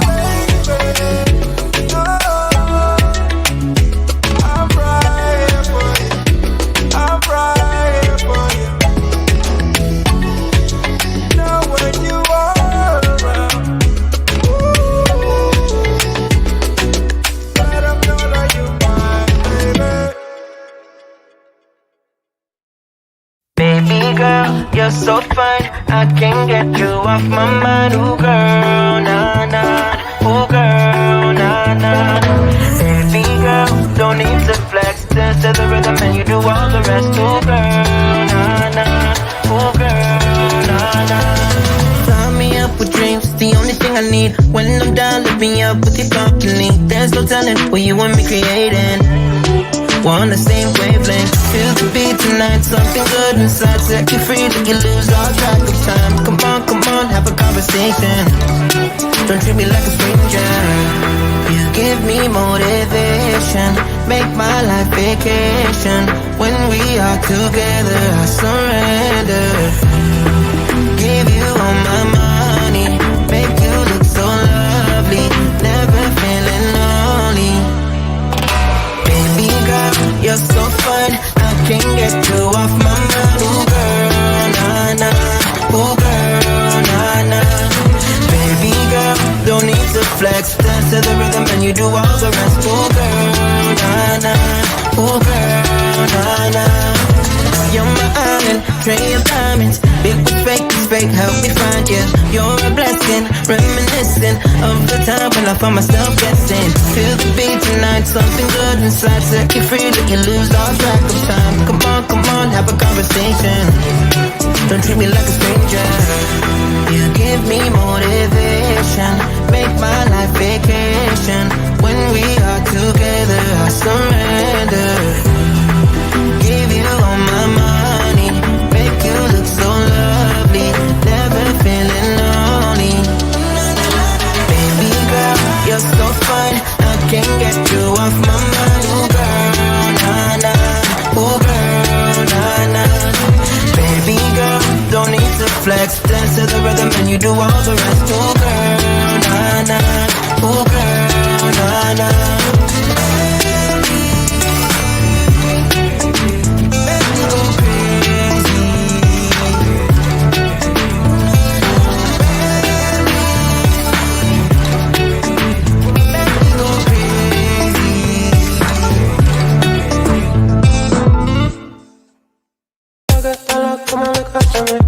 Every time when I look up at me, come on, look up at me. Every time when I look up at me, come on, look up at me.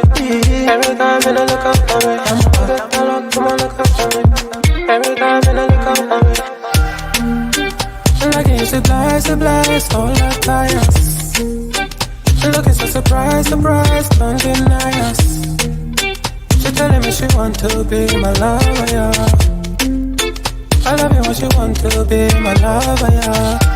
My little baby gon' rise on me. My little baby gon' ride on me.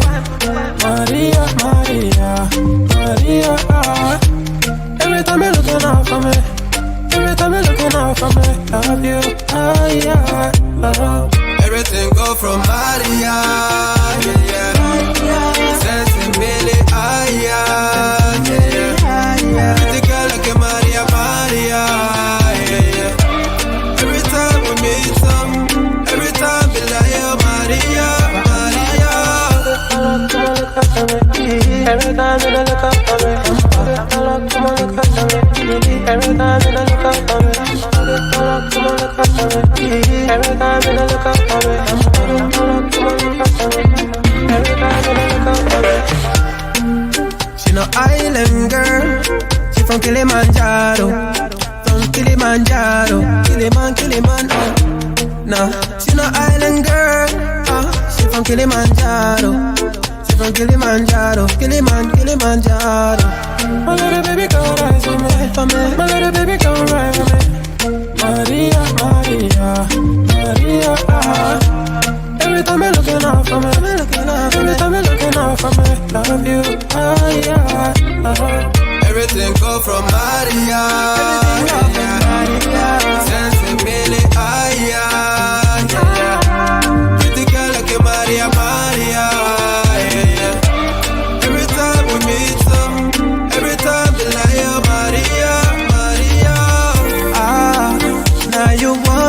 More time with me. Do you want to be my wife, baby? I just want you in my life, baby.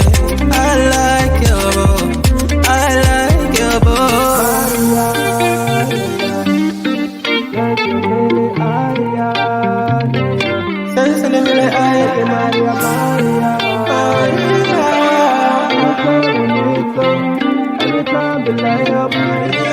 Everything go from Maria, sensibility, yeah. Pretty girl like a Maria, Maria, yeah. Every time we meet some, every time we like, oh, Maria, Maria. Every time you look up for me, come on, look up for me. Every time you look up for me, come on, look up for me. Every time you look up for me, come on, look up for me. Every time you look up for me.